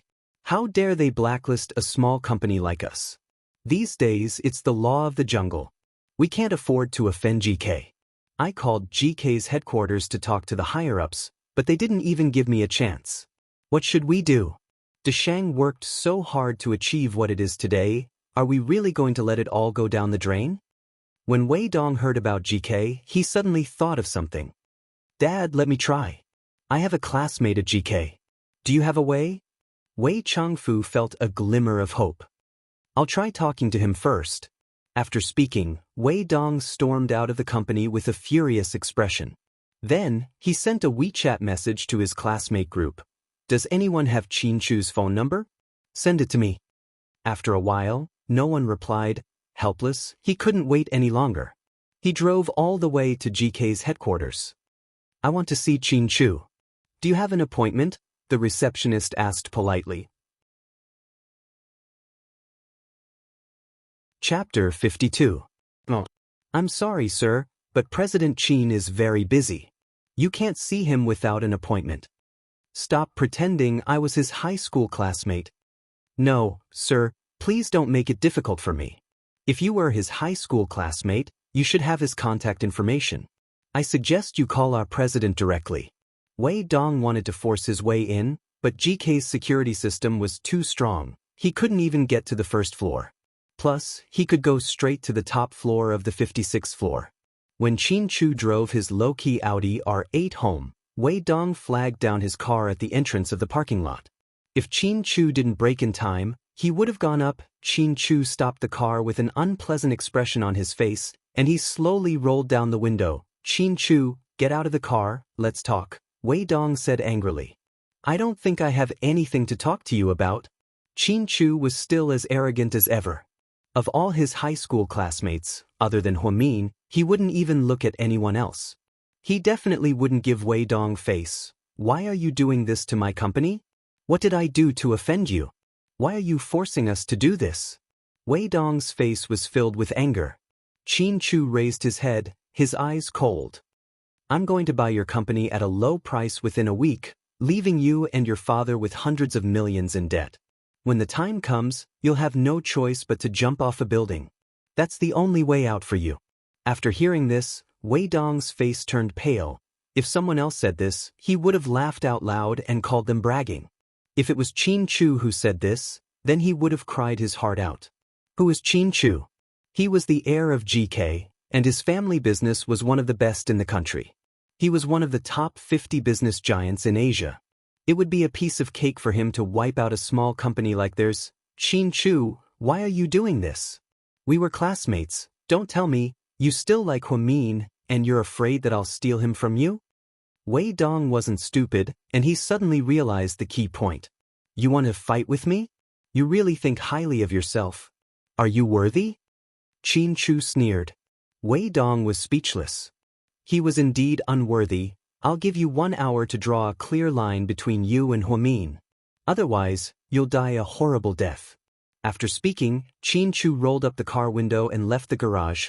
Wei Dong stood rooted to the ground, dumbfounded. He really liked Huamin and really wanted to marry her.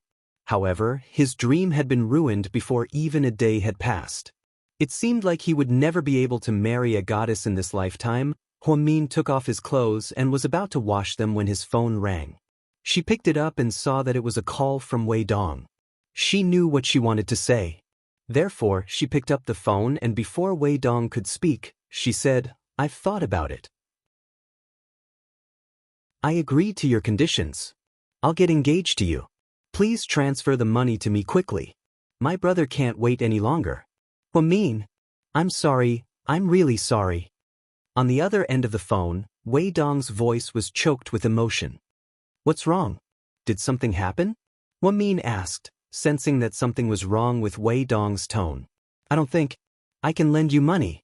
After hearing Wei Dong's words, Huamin's heart sank. Chapter 53. What's wrong? Are you afraid that I won't fulfill my promise after taking your money? I won't, I will do what I promise you, Huamin anxiously explained. No, it's not your problem, it's mine. I'm sorry, I don't have the face to see you anymore. Then, before Huamin could say anything, Wei Dong hurriedly hung up the phone. Huamian felt as if her world had collapsed again. The 300,000 yuan that she had worked so hard to gather was now gone in an instant.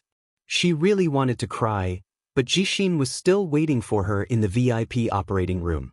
In the end, she thought that if she couldn't do it, then she would go to the media. Even if everyone laughed at her, she didn't care. Saving Jixin's life was more important. She picked up her phone and was about to search for the media when she received a call from the hospital. Mian, hurry up and come over. Your brother's condition isn't good. Okay, I'll be right there. Half an hour later, outside the VIP room of the first hospital dash, this situation is rare, but it also means that the patient can't afford to wait any longer. I suggest we perform the surgery immediately, but I'm not sure. Huamian, I heard from the director that you know Dr. Qin, the special guest professor from last time. If that's the case, I suggest you ask Dr. Qin to perform the surgery. He'll be able to handle it better. After all, you don't want to see any sequelae. Let me think about it. There's no time to think. The patient is suffering from secondary cerebral hemorrhage. If this drags on, he'll die. Okay, wait for me. I'll go now. In the end, her love for Jixin overcame all rationality. Even if Qin Chu laughed at her, even if Qin Chu made things difficult for her, she had to try, for her dearest brother. Qin Clan Headquarters - President Qin, there's a lady here to see you. She says her surname is Hua, the receptionist called. Let her in, Qin Chu thought. Other than Huamin, he didn't know another woman with the surname Hua. 5 minutes later, Huamin knocked on the door. Come in. Huamin opened the door and walked in. Qin Chu was standing in front of the floor-to-ceiling window. The moment he turned around, his eyes were filled with endless gentleness. It seemed that only Huamin could see such a look in his eyes. You've come? I came to find you because it's urgent. Go ahead. After hesitating for a moment, Huamin looked at Qin Chu and said slowly, my brother was in a car accident and is being treated in our hospital. However, because of intracranial hemorrhage, the surgery is very difficult and requires a second surgery. The doctors in the hospital are not confident. The director also talked to me and recommended you to be the doctor in charge this time. Also? Say it all at once. Qin Chu looked at her and said, also, the surgery costs 300,000 yuan. Even if you do the surgery, the equipment and drugs in the hospital will cost money. I don't have money. Can you lend me some more money? Huamin bit her lip and said these two requests with great difficulty. She had thought that Qin Chu would mock her and even make her kneel down, but Huamian didn't expect him to do that. After all, 7 years ago, she was the one who abandoned him. She even announced to the entire school that she and Qin Chu were purely classmates at the graduation ceremony. This broke Qin Chu's heart and forced him to leave the country. She thought that now was the time for him to take revenge on her. However, to her surprise, Qin Chu only said, sure, no problem. Really? Huamin was in disbelief. The truth was, Qin Chu already knew about Huamin's brother. Huamin probably didn't know that Qin Chu was watching her every move. After Lu Xing sent that WeChat message, Qin Chu even checked Huamin's call records with Wei Dong. That was why he gave the order to kill Deshang Steel Works. Therefore, when Huamin said this, Qin Chu didn't think it was sudden. He even thought it was an opportunity. I can do the surgery for your brother myself, and I can give you 300,000 yuan, but... Qin Chu paused. Huamin was slightly disappointed. She knew that he wouldn't help her for free. You have to marry me. What? Huamin was stunned. What kind of situation was this? How could he bring up the word marriage? Marry me and I'll help you. Otherwise, no way. Xianxia's tone was extremely firm. Chapter 54. You just want me, why do you have to go through all the trouble of getting married? Just tell me how many times you want to sleep with me. Huamin sneered. She thought Xianxia was just like Wei Dong, someone who took advantage of others when they were down. Deep down, she looked down on him. You're wrong, I do want to sleep with you, but I want to sleep with my wife openly, not in secret. Huamin remained silent after hearing this. You can think about it before you answer me. I don't need to think about it, I promise you that you can operate on my brother immediately, Huamin said without hesitation. Okay, let's go now. I'll take Evergreen Street and we can register when we pass by the Civil Affairs Bureau. Today? Huamin was dumbfounded. Yeah, what else did you think it was? Xianxia looked at her with a serious expression. Huamin was shocked. She didn't think that today was a good day to register their marriage. Are you afraid that I won't keep my promise? Do you not trust me that much? Huamin smiled bitterly. She thought that Xianxia was afraid that she wouldn't keep her promise and wouldn't marry him after the surgery. However, she had no idea how long Xianxia had been waiting for this day. No, I just think that today is a good day. Let's go, we still have to go to the hospital for the surgery. After speaking, Xianxia picked up his jacket and walked out of the office. Huamin silently followed behind him. The female secretaries in the secretarial office were dumbfounded. Who's that woman? I thought the president doesn't allow other people into his office? Why is she allowed in? I don't know, she doesn't look like the president's girlfriend. She's not very pretty and she's dressed very normal. Could she be the president's new nanny? Are you crazy? Would the president personally interview a nanny? Why don't we ask Assistant Yang? After the female secretaries finished their discussion, there was indeed someone who didn't know what was good for her and asked Assistant Yang. Assistant Yang, who's that woman? The president seems to treat her differently. How would I know? It's also my first time seeing it, Assistant Yang said innocently. Doesn't registration require a household register? I didn't bring mine, Huamin said softly from the front passenger seat. No need. Huamin was dumbfounded again. This was the first time he had heard that a marriage registration did not require a household register. In fact, she had also witnessed Xianxia's remarkable abilities. Inside the Civil Affairs Bureau in the VIP reception room, the staff handed them a small red booklet. Is that all? Huamin asked uneasily. Yes, we can check your household registration through the system. I wish you a happy marriage. Let's go. Xianxia quickly picked up one of the red books. He seemed to be in a good mood. Huamin followed behind him. He still couldn't believe that they could register without taking anything. She didn't know that when Xianxia went to the garage to get the car, he called the middle-aged assistant of the leader. Then, he confidently asked for this reward. The middle-aged man was too efficient. How could the Civil Affairs Bureau dare to be negligent? Inside a tea house in Beijing, leader, I've done what you asked me to do. This kid is really special. He actually asked for this kind of reward. The old man had white hair and a kind frown on his face. That's why people who call themselves geniuses always come up with unexpected ideas, the middle-aged man said in all seriousness. Xianxia, we should go to the hospital, Huamin urged. From now on, I'm your husband. After speaking, before Huamin could react, Xianxia suddenly held her face and kissed her deeply. Then, before Huamin could react, he stepped on the gas and the car sped away. Huamin was still in shock in the car. Chapter 55. City First Hospital. Xianxia was going to be the chief surgeon for Jing Zhixin's surgery. When the director heard this, he didn't dare to delay and immediately called for the VIP operating room to be prepared. When Xianxia changed into a white coat and stood outside the operating room, seriously reading through the information, Huamin looked at him from afar and was surprised by how charming he was. She couldn't believe that everything in front of her was real. There was really a day when she could see him standing in the operating room like a doctor. The light shone on his handsome face. Such a familiar figure, such a man who had once made her love deeply, he was there, so real. She slowly walked over, her footsteps light, but still alerted Qin Chu. The moment he raised his head and saw Huamin, his gaze softened. I want to go in and be your assistant. No need, you can wait outside for my news. Let me in, I went in last time for such an important surgery, so it won't be a problem this time. I'll be careful, Huamin said stubbornly. Qin Chu looked at her for a few seconds and slowly said, it's different this time. He's your brother, I don't want you to be distracted. But Huamin didn't seem to want to give up and wanted to say more.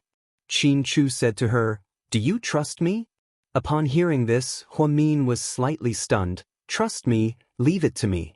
After a few seconds of silence, Huamin nodded slightly. Dr. Qin, the surgery can begin.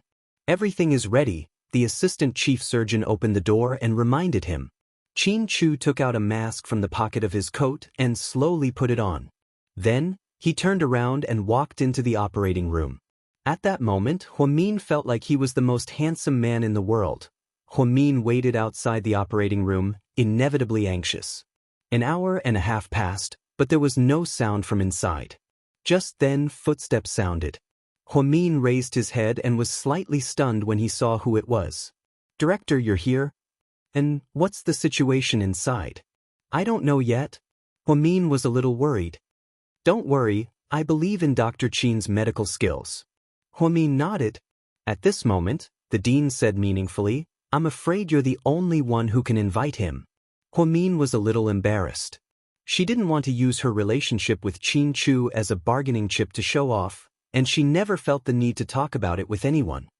I really want Gao Xen to hire him as a visiting professor, but unfortunately, GK's CEO isn't someone we can afford to hire with money. But I'm curious about something as his friend, you should know about it, right? What is it? Huamin asked in a low voice. Dr. Qin was born into a noble family, and he was supposed to be GK's successor when he returned to China. Why did he study at Harvard Medical School after being abroad for 7 years? I think it's a bit puzzling. After Huamin heard this, he bit his lips slightly.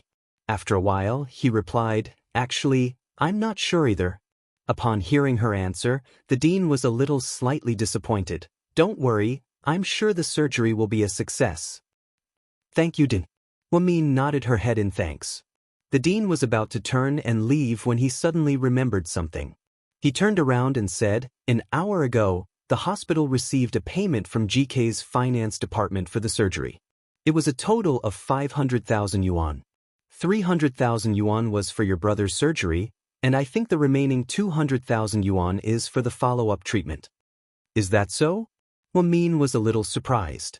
Not only did Qin Chu transfer the money so quickly, but he also added 200,000 yuan for the follow-up treatment. It seemed like he was very thoughtful.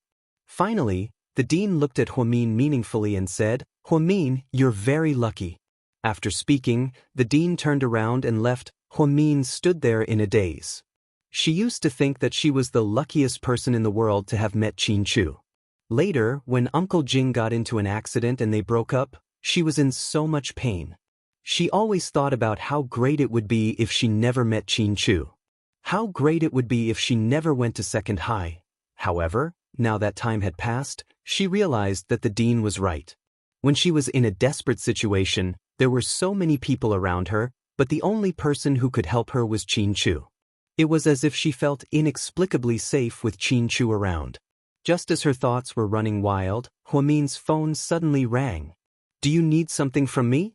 Huamin's tone was cautious when he picked up the phone. Chapter 56. Huamin, I heard your little brother got into a car accident. A man's voice came from the other end of the line. Although she didn't save his phone number, the last 2 digits of his phone number, 9999, left a deep impression on her. This person was indeed Huaxiqian, the young master of the Hua family and the current vice president of the Hua Corporation. Yes, what's wrong? Are you here to laugh at me? If you are, you've already seen it. I'm hanging up. Then Huamin was about to hang up. Wait. What else do you want? Huamin didn't have a good impression of Huaxiqian, even though he had been trying to get close to her all these years. For some reason, she didn't like him. Huamin even thought that he should be the same as Hua Yanyan and Hua Si. If he hated her, he should show it instead of being so fake. Huamin, you misunderstood me. I told you before that I'm different from Hua Yanyan and Hua Si. You all have the same surname. What's the difference? Huamin asked coldly. Huh? You're right. Then let me ask you, what's your surname? Hua Siqin asked with a smile. I don't have time to talk about these pointless things with you. I'm very busy. Goodbye. Huamin, I can lend you money. Just as Huamin was about to hang up, Hua Siqin blurted out. Huamin was surprised. What? You want to lend me money? Yes, I heard that the driver escaped. The police and traffic police are still investigating and you guys haven't received the appropriate compensation. However, your little brother is hospitalized at the first hospital and needs a lot of money for his treatment. I don't think you have any friends who can give you that much money, including your intern's fiancé. So, I think I can lend you the money. You can pay me back in the future without interest. Why are you being so nice to me? Huamin sneered. She understood that one should not be rewarded without any effort. Hua Siqin was a businessman, not a philanthropist. He definitely wouldn't do a losing business. She was really curious. Why would he do this? Because you're my sister. Hua Siqin smiled. I don't have such a powerful brother like you. I've said it before, don't call me brother and sister anymore. If you want anything, I advise you to give up because I don't have any shares in the Hua family, and the old man won't leave me any inheritance. You've seen all these years, even if I die on the side of the road, he won't care about me, so I really don't have anything to help you, President Hua. You're thinking too much. What could I possibly want from you? I just want to help you. Really? Thank you, but there's no need. My brother's surgery fees have been settled. Done? Who paid so much for you? Hua Siqin was a little surprised. You don't need to know that. Plus, I don't think we're close enough to discuss private matters like this. Don't call me too often in the future, I don't have time. With that, Huamin hung up the phone. She really thought that Hua Siqin was a strange and weird person. Although he was the only one in the Hua family who treated her well, she just didn't like him for some reason. Years ago, after Uncle Jing's accident, she gave up on studying abroad and stayed in China to study at a third-rate university. Hua Siqin had approached her many times and offered to send her to England, but she had rejected him every time. She really didn't want to have anything to do with the Hua family. She didn't want to go back to that heartless family for the rest of her life. As for her siblings, she only acknowledged Jing Zixin as her brother. As for the others, she really didn't want to talk to them. Time slowly passed by. 5 hours later, the door to the OR opened. Huamin immediately stood up. Chapter 57. She thought she saw Qin Chu, but to her surprise, it was Dr. Liu from the hospital's neurosurgery department. Dr. Liu, how's my brother? The surgery was a success, excellent. Upon hearing this, Huamin finally let out a sigh of relief. The weight that had been weighing on his heart for the past few days was finally lifted. Your brother is very lucky. The blood clot in his brain is located in a very sensitive area, and there has never been a successful case like this in China. However, Dr. Qin's medical skills are incredible. With him as the lead surgeon, our chances of success are much higher. Dr. Liu was generous with his praise. Huamin smiled slightly. Everyone was praising Qin Chu. It was obvious that he played a key role in this surgery. Where's my brother? He was pushed to the VIP room by the assistant. He'll wake up in 12 hours, don't worry. Okay, thank you, Dr. Liu. It's okay, we didn't do much, we just assisted. Dr. Qin is the one who really worked hard, but he seems to be a bit unwell and is in the waiting room. Then, Dr. Liu and the other doctors and nurses left the operating room. Seeing that Qin Chu didn't come out, Huamin opened the door and walked in. The surgery was over, and the waiting room next to it was for the lead surgeon to take a break. When Huamin walked in, he saw Qin Chu sitting on the sofa, looking a bit haggard. She probably didn't know that Qin Chu had just returned from a business trip the night before the surgery. Then, he had a meeting that very night. Because GK was involved in too many industries, it was very busy 365 days a year. Although Qin Chu's father, Qin Yuman, was the chairman of GK. His heart was weak and his blood pressure was high. Therefore, he had entered a state of quiet recuperation. Other than projects that involved billions of yuan, he didn't interfere with anything else and left it to Qin Chu to run. Although Qin Chu didn't like the position of GK's president, because of the promise from many years ago, he would do his best. He had a lot of work to do, he didn't sleep well last night, and he had to rush to the surgery today. Naturally, he was exhausted. The most important thing was that he hadn't eaten anything for an entire day. His stomach was already starting to protest. Brain surgeries were torturous because they required high concentration. Otherwise, one wrong step could endanger the patient's life or cause permanent sequelae. What's more, his opponent was Huamin's younger brother. Naturally, Qin Chu would do his best. Drink some warm water. You don't look well. Huamin filled a disposable paper cup with warm water and handed it over. Qin Chu raised his head and glanced at Huamin. He took the cup but did not say anything. Thank you so much for today. Huamin expressed his heartfelt gratitude. Qin Chu held the cup of hot water in his hand and replied word by word, "There's no need to be so polite between husband and wife." Huamin was speechless for a moment. If he hadn't reminded her, she would have forgotten that today was the day they registered their marriage. Qin Chu. Can you not tell anyone about our marriage? Why not? After all, our identities are so different. Are you trying to say that my status as GK's president is embarrassing you? Do you think it's embarrassing? Qin Chu put down the cup of water he hadn't had time to drink, and his tone gradually turned cold. No, I just don't want the media to report on us. I don't want my mom to see us. You should know how much she misunderstands you. Do we have to keep our marriage a secret for the rest of our lives because of this? Qin Chu was obviously unwilling to accept the fact that he couldn't tell his wife about his marriage.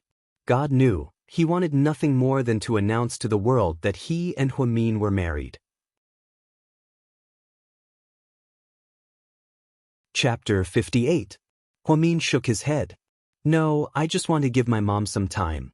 After all, she's not in good health. I'm afraid that she won't be able to accept it right away. Qin Chu stared into Huamin's eyes for a while. Finally, he gave in to Huamin's sincere gaze. Then we'll do as you say. After speaking, Qin Chu stood up and walked out. Where are you going? Back to the company, Qin Chu said as he took off his white coat and walked out. Eat something before you leave. There's a staff cafeteria downstairs. After Huamin said this, he regretted it. How could someone like Qin Chu go to the staff cafeteria? It's okay. As expected, he refused. Just as he walked to the door, Qin Chu suddenly remembered something. He turned around, walked back a few steps, picked up the cup of warm water on the coffee table, and drank it all in one gulp. It tastes good. After speaking, Qin Chu turned around and left again. Huamin was dumbfounded. It was just a cup of water, how could it taste that good? When Qin Chu returned to the company, Assistant Yang was about to go crazy. The president had lost contact with him for 5 hours. His phone was turned off, and he couldn't find him no matter what happened. He even had to ask the chairman, but now, the chairman made a big deal out of nothing and sent everyone to look for the president. He almost called the police. President Qin, you're finally back. Assistant Yang looked like he was about to cry. What's up? There's an important document that needs your signature, but I couldn't get through to your phone. In the end, I called the chairman and he came to take care of it, but, go on. But the chairman seems to be very worried about your safety. Many people in the company are looking for your car. They've searched the entire city. They thought that something happened to you. President Qin, where did you go? Do I have to report to you where I go? Qin Chu glanced at Assistant Yang faintly. No, that's not what I meant. I'm just worried about your safety, Chairman Qin. Also, there are too many things going on in the company. I really can't handle it if I can't find you in 5 hours.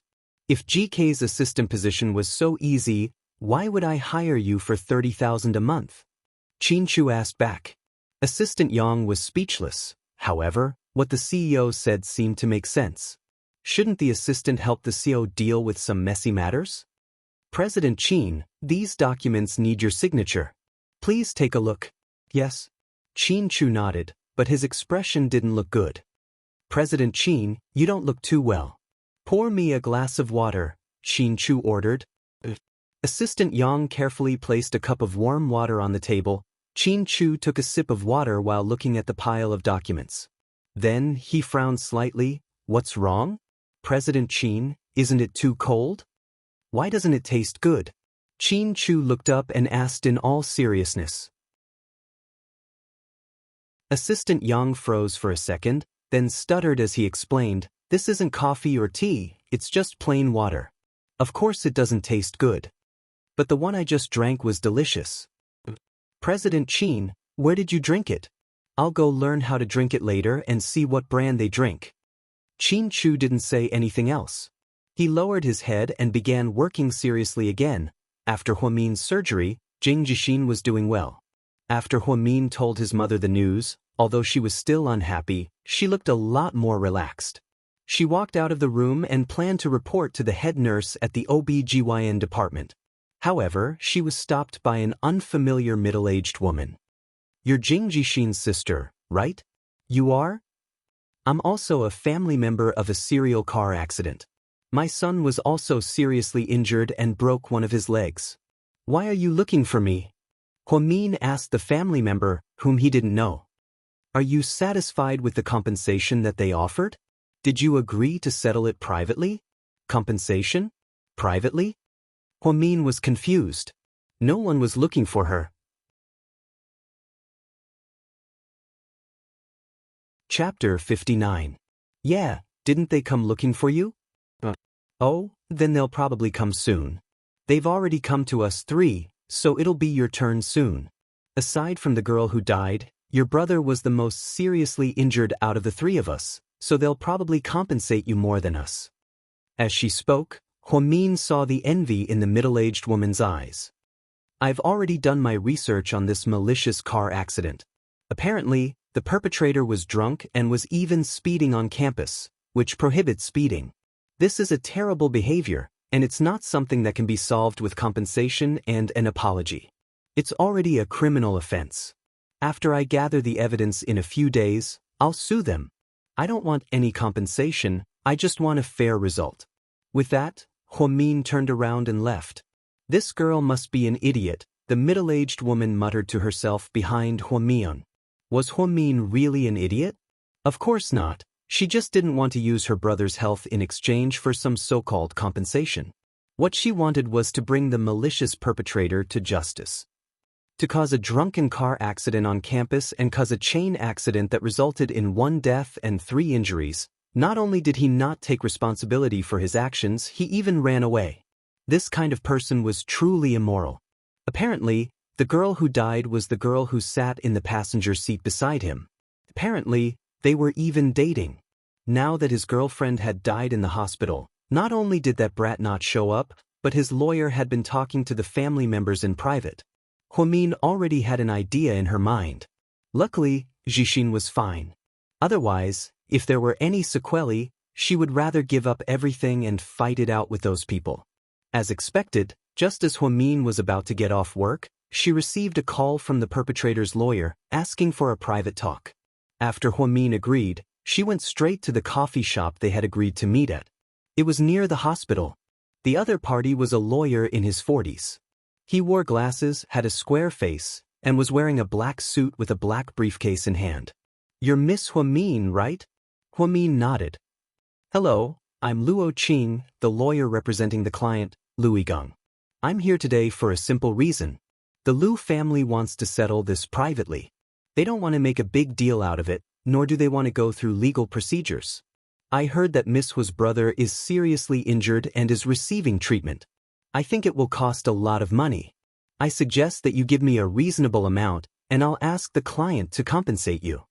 Do you think they can satisfy me with just a random number?" Huamian sneered. "Of course not. As long as it's within reason, we can accept it," said Mr. Luo confidently. "What do you mean within reason? Mr. Song, please explain, I don't really understand." Huamin smiled. Mr. Luo immediately took out a thick stack of documents from his briefcase and said to Huamian, "Miss Hua, we have some understanding of your family situation. Your family situation isn't very good, so I'm sure you'll need this money. Of course, we won't give you too little. After all, in addition to the cost of the treatment, we'll also pay you some compensation for psychological damage. I heard that the surgery costs around 300,000 yuan, and the follow-up treatment costs 70,000 to 80,000 yuan. On top of that, we'll add another 300,000 yuan. My client wants to pay 700,000 yuan. What do you think, Miss Hua? 700,000 yuan? That's a lot of money, Huamin slowly said.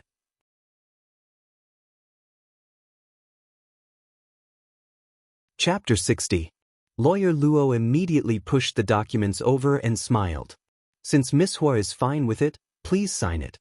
I promise to settle this privately so I can get my client to transfer the money. But can 700,000 yuan buy my brother's health? Do you know that he almost suffered from cerebral palsy? Asked Huamin coldly, glaring at Lawyer Luo. When Mr. Luo saw that the situation had changed, his expression changed slightly. Then he adjusted his glasses and said, "We're also very sorry about this. My client was also drunk at the time. He didn't do it on purpose. He knows that he was wrong." "I don't think so. He hasn't shown his face even once since the accident. Also, he fled right after the accident. I don't think he would have taken responsibility for it if it hadn't caused such a huge impact. That's not it. How about this, Miss Hua? We're both straightforward people, so I won't hide it from you. The compensation for the other two victims is 500,000 yuan each, and one of them even lost a leg. Your brother is said to be out of danger, and the surgery was very successful. I'll give you an additional 100,000 yuan. 800,000 yuan. That way, you'll get a lot more than the other two. Is that okay? How about that? 800,000 yuans. Then I'll pay 800,000 yuan. Will you let me hit you so hard that you end up like my brother? Lawyer Luo's expression immediately darkened. Miss Hua, we are very sincere. Since it has already happened, we have to face it. You have to know that we only paid 850,000 yuan for the girl who died. Comparatively speaking, 800,000 yuan is already a lot. Also, we will transfer the money immediately and won't delay the payment by even a day. Don't you need money? Compared to money, I believe that I need a fair outcome more, said Huamin as she stared at Lawyer Luo. So you're saying? I won't accept a private settlement. I will file a lawsuit with the court. According to the current traffic laws, your client has caused a serious car accident. Not only was he drunk driving, but he was also fleeing. Speeding on campus is strictly prohibited. I believe the judge will give me a reasonable explanation. After Huamin said this, Lawyer Luo suddenly laughed. What are you laughing at? Huamin was a little angry. I'm laughing at how naive you are, Miss Hua. I didn't expect such a naive girl like you to exist. What do you mean? Miss Hua, you probably don't know my client's background. My client, LV Gang, is just a 21-year-old college student. Do you know what his parents do? Huamin remained silent and waited for Huamin. It's okay to tell you. His parents are both officials and his relatives are officials. To put it bluntly, he is the second generation of officials. What do you think the court can win against someone with such a background? If you know what's good for you, why don't you just accept the compensation and let the matter rest? Even if someone's daughter died, they wouldn't speak as righteously as you. Don't think that you're some kind of judge who wants justice. Let me tell you, there is no justice in this world. If you have money and power, you are the sky. If you don't have money and power, you will be stepped on by others. You might feel uncomfortable saying this, but so what? It's the truth. He has a background? I'm so scared. Huamin smiled faintly. Then he continued, indeed, he has a powerful background. I can tell that this isn't a simple matter from the way the Ministry of Transportation and the police are dragging their feet. But so what? Do we have to spoil him just because he has a background?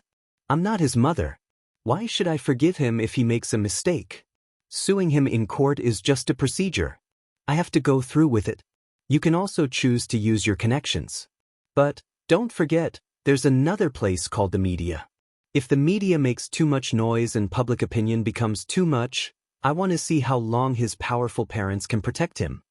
After Huamin finished speaking, Lawyer Luo was completely speechless.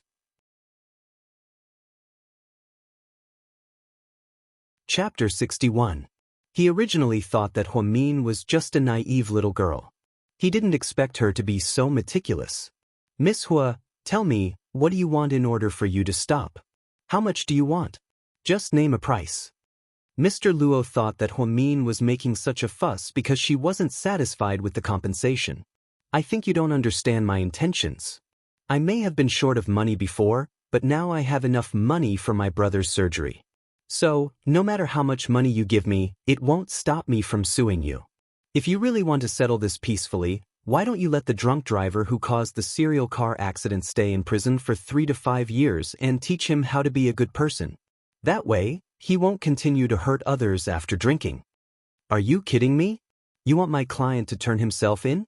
That's impossible. Really? Then I'll see you in court, Mr. Luo. With that, Huamin stood up and left. Miss Hua, is there no room for negotiation? Mr. Luo didn't give up and chased after her with questions. This time, Huamin didn't even look back. She opened the door and walked out. She couldn't imagine what kind of person was thinking when he drove a Porsche around the campus, causing 1 death and 3 serious injuries. The one who died was his girlfriend. In that kind of situation, if his girlfriend was seriously injured, shouldn't he immediately call the police or 120? Why would he get out of the car, open the door, and run away without caring about the lives of others? She heard that the dead girl missed the best time to be saved because she was sent to the hospital too late. Otherwise, she might have survived. How could she forgive such a scumbag? Her little brother almost became disabled? His health couldn't be measured by money. Late at night, in a certain RV, you mean that the other party won't compromise? No matter how much they pay? A middle-aged man asked faintly. Yes, Mr. Lu. That girl is very stubborn and insists on suing. She even said that she will alert the media and make sure your son goes to jail. Ridiculous. My son isn't someone that lowly commoner can do whatever she wants. Yes, Mr. Lu, you're right. Mr. Luo probed carefully. We will take care of the rest. You just need to get the other 3 families to sign first. Huamin went back to his rented apartment and changed his clothes. Then he took the bus back to the hospital because he was worried about his mother. Mom, Jixin is fine now. He'll wake up tomorrow. Don't worry.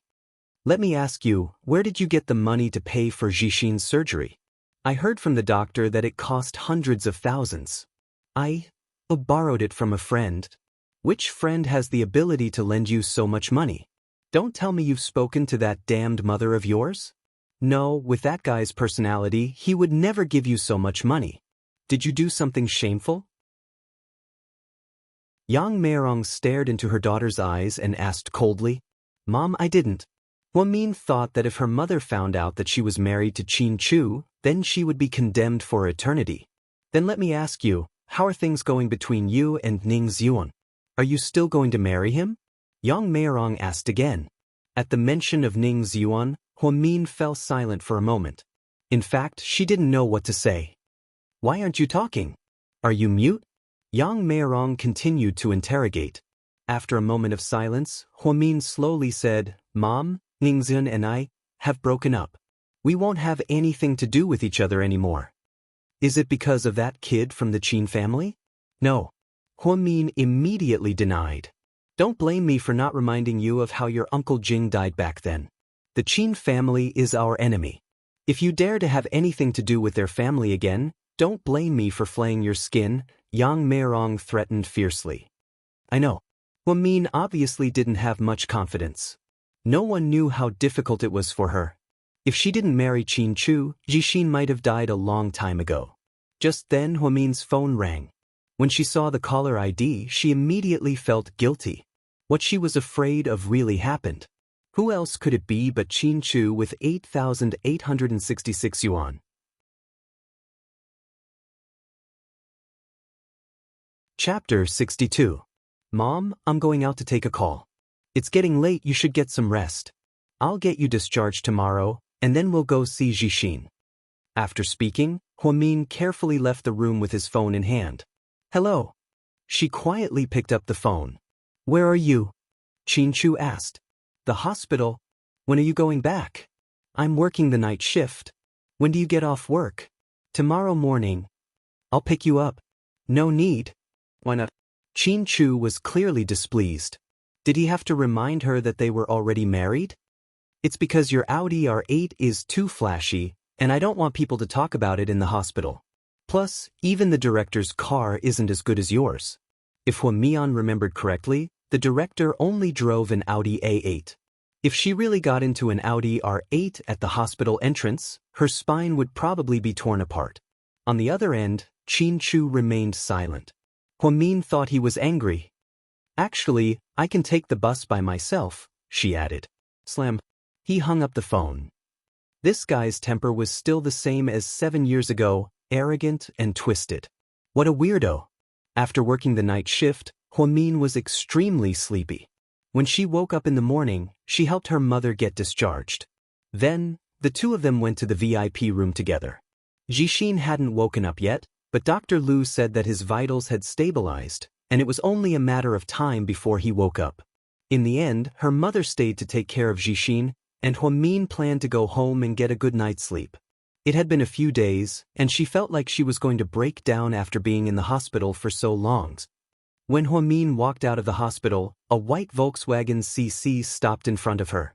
Just as she was wondering what was going on, the person in the car rolled down the window and said, "Get in." Why are you here?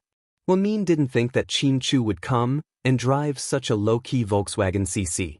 The cars behind kept honking because the arrogant car owner was standing at the entrance, seriously disrupting the traffic. Hua Min didn't dare to stay any longer. He immediately opened the door and sat in the passenger seat. Satisfied, Qin Chu started the car and drove away. Changed your car? She asked softly. It's my assistant's car. I borrowed it, Qin Chu said casually. God knows, he called Xiao Yang early in the morning and said that he wanted to swap cars with him. Little Yang was very conflicted.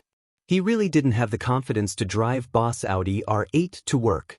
Also, what was so good about his CC that cost less than 300,000 yuan? Why did the boss take a fancy to it? After saying this, Hua Min stopped talking. The two of them looked at each other in silence. What do you want to eat? Hua Min was confused by Qin Chu's sudden question. What do you want to eat? Let's not eat, I don't have much of an appetite. Chinese or Western? Qin Chu didn't care about Hua Min's reaction and continued to ask. After hesitating for a long time, she saw that this guy was still as domineering as before. She had no choice but to compromise. Chinese then. 15 minutes later, the car stopped in front of first-class royal palace. Qin Chu took her in and went straight to the private room on the second floor. Then, they ordered shrimp dumplings, crab congee, and morning tea. Hua Min hadn't eaten so much in the morning for a long time. While eating, she secretly glanced at Qin Chu. She saw him eating elegantly while flipping through the screen of his phone to check today's stock market. I'm done. Hua Min finally put down the spoon and slowly said, Then you can pay with your card, Qin Chu said casually. Why do I have to pay? Hua Min was about to go crazy. She felt that Qin Chu shouldn't be such a stingy person. Besides, what kind of place was first-class royal palace? A breakfast here cost at least 1,000 yuan, right? She didn't have that much cash on her. She only had around 200 yuan for pocket money. Qin Chu raised his head, picked up a tissue and elegantly wiped the corner of his mouth. He looked at Hua Min and said seriously, my salary for this month was transferred to your card last night. Of course, you have to pay. Hua Min froze on the spot. Chapter 63. He said that he transferred his salary for this month to her card.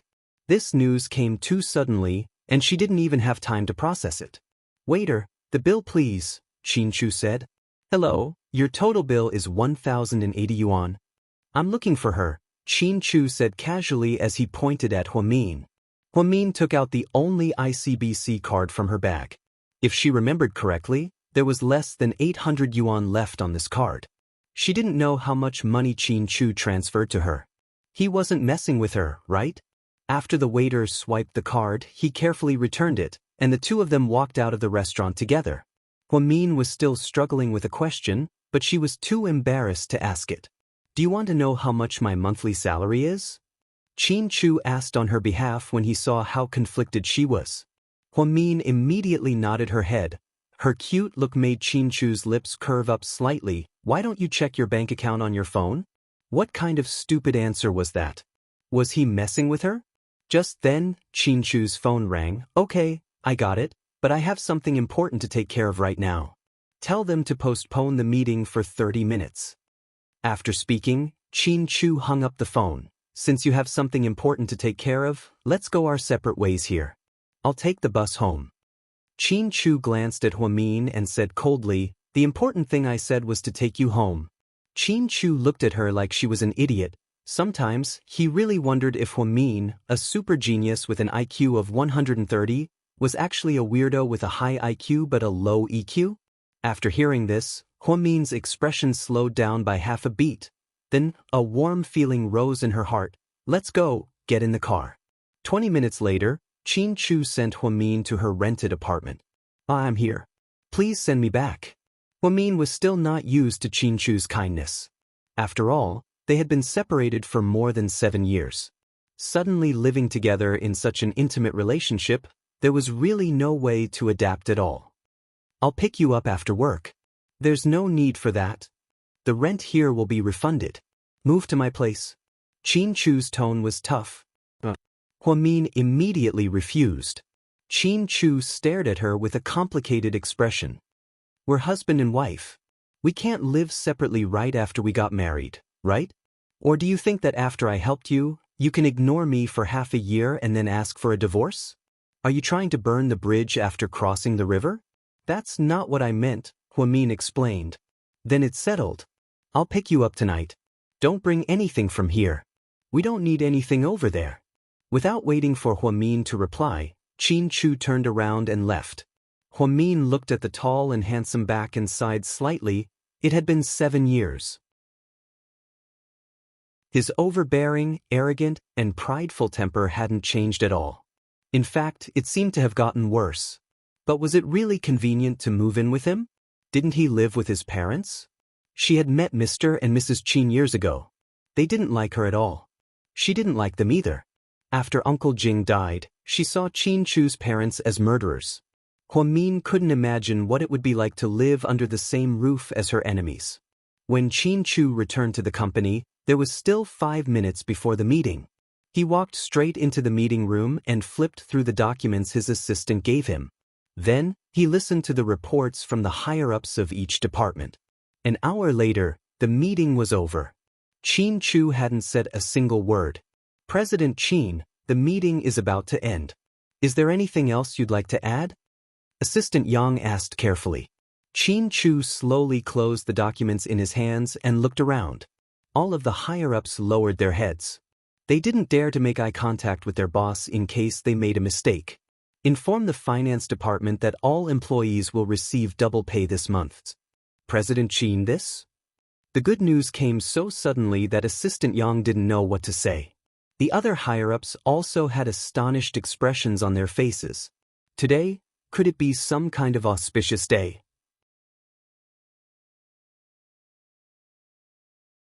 Chapter 64. President Qin, did the company get a good project? One of the vice presidents asked, trying to suck up to Qin Chu. Qin Chu thought for a moment, then he leaned on his forehead and said thoughtfully, a good project? Yes, it's a project that I've been thinking about for years, and now it's finally settled. That's great, President Qin. Can you tell us what the project is? We want to share the good news with you. The vice president continued to suck up to Qin Chu. To his surprise, Qin Chu slowly stood up, adjusted his collar, and said faintly, you don't need to know. Anyways, today is a good day. Then, Qin Chu turned around and left. The executives were left in a mess. Assistant Yang secretly counted with his 10 fingers. There were a total of 2,000 employees at GK's headquarters, and the employees' monthly salary was 8 million yuan. However, with one sentence from the president, they were offered 8 million yuan more this month. It seemed like rich people could do whatever they wanted. Their boss was more than just a little capricious. President Qin. Assistant Yang followed behind Qin Chu and ran over. What is it? There's something I want to say. Say it. But I'm afraid you'll be mad. Then don't say it. Qin Chu's words almost made Assistant Yang cry. No, President Qin, I really want to talk to you. Say it. When are you going to give my car back to me? Assistant Yang looked like he was about to cry. He drove his boss's Audi R8 to work every day, and not only did he have to endure criticism from his colleagues, but he also had to worry about getting to and from work every day. He was afraid that he would scratch his boss's car, and that he couldn't afford to pay for it. Although his boss's car was insured, if he scratched his boss's beloved car, then it wouldn't be a problem that money could solve. If that happened, he might even lose his job. Speaking of which, Assistant Yang's job was like a free lunch that fell from the sky.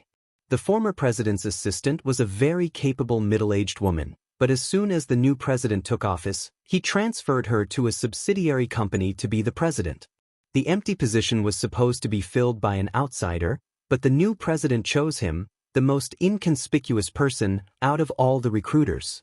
When GK called him and told him to come to work, he thought he had encountered a scammer. Later, he found out that the new CEO had chosen him for two reasons. Firstly, he was a man, and the new CEO did not seem to like to have too much contact with women. Secondly, he also studied in Erzhong High School. It was said that the CEO was also a student of Erzhong High School. Speaking of which, they were schoolmates. Yang wasn't stupid. He could vaguely sense that Second High held an extraordinary significance to the new president. However, the president was so capricious. He borrowed his Volkswagen CC and gave him an Audi R8, which made him very depressed. After listening to Yang's request, Qin Chu pondered for a while and asked, "Is the car not fast enough?" Assistant Yang hurriedly waved his hands. No, it's simply too fast. Don't you like that color? No, President Qin, I like the color too. It's high-end and classy. That means you don't think it's cool enough. If that's the case, I have a Ferrari and a Lamborghini in my garage. Before Qin Chu could finish, Assistant Yang almost knelt down. President Qin, it's really cool, but it's not suitable for someone of my status. I'm just an assistant, how can I afford such a good car? These past few days, I've been tossing and turning in bed, unable to sleep. I'm scared that I'll be scratched during the day, and I'm scared that my car will be stolen at night. President Qin, please do me a favor and return my car to me. Seeing how sincere Assistant Yang was, Qin Chu thought for a while and nodded. Okay, since you're in such a difficult situation, I'll return your car to you. Thank you for your understanding, President Qin. Assistant Yang finally let out a sigh of relief. Then call the 4S shop later and order me a car that's exactly the same as yours. Assistant Yang was once again confused. He didn't understand why the president lowered his status and insisted on driving a Volkswagen. Was it just because it was locally produced? Was the president very patriotic? Sir, do you know how to sing the March of the Volunteer Army? After hesitating for a while, Assistant Yang weakly asked. Qin Chu frowned slightly and looked at this weird male assistant in confusion. You're tuning in to the Wang Lin's Journey YouTube channel. Don't forget to subscribe and join us on this journey to catch the most captivating stories.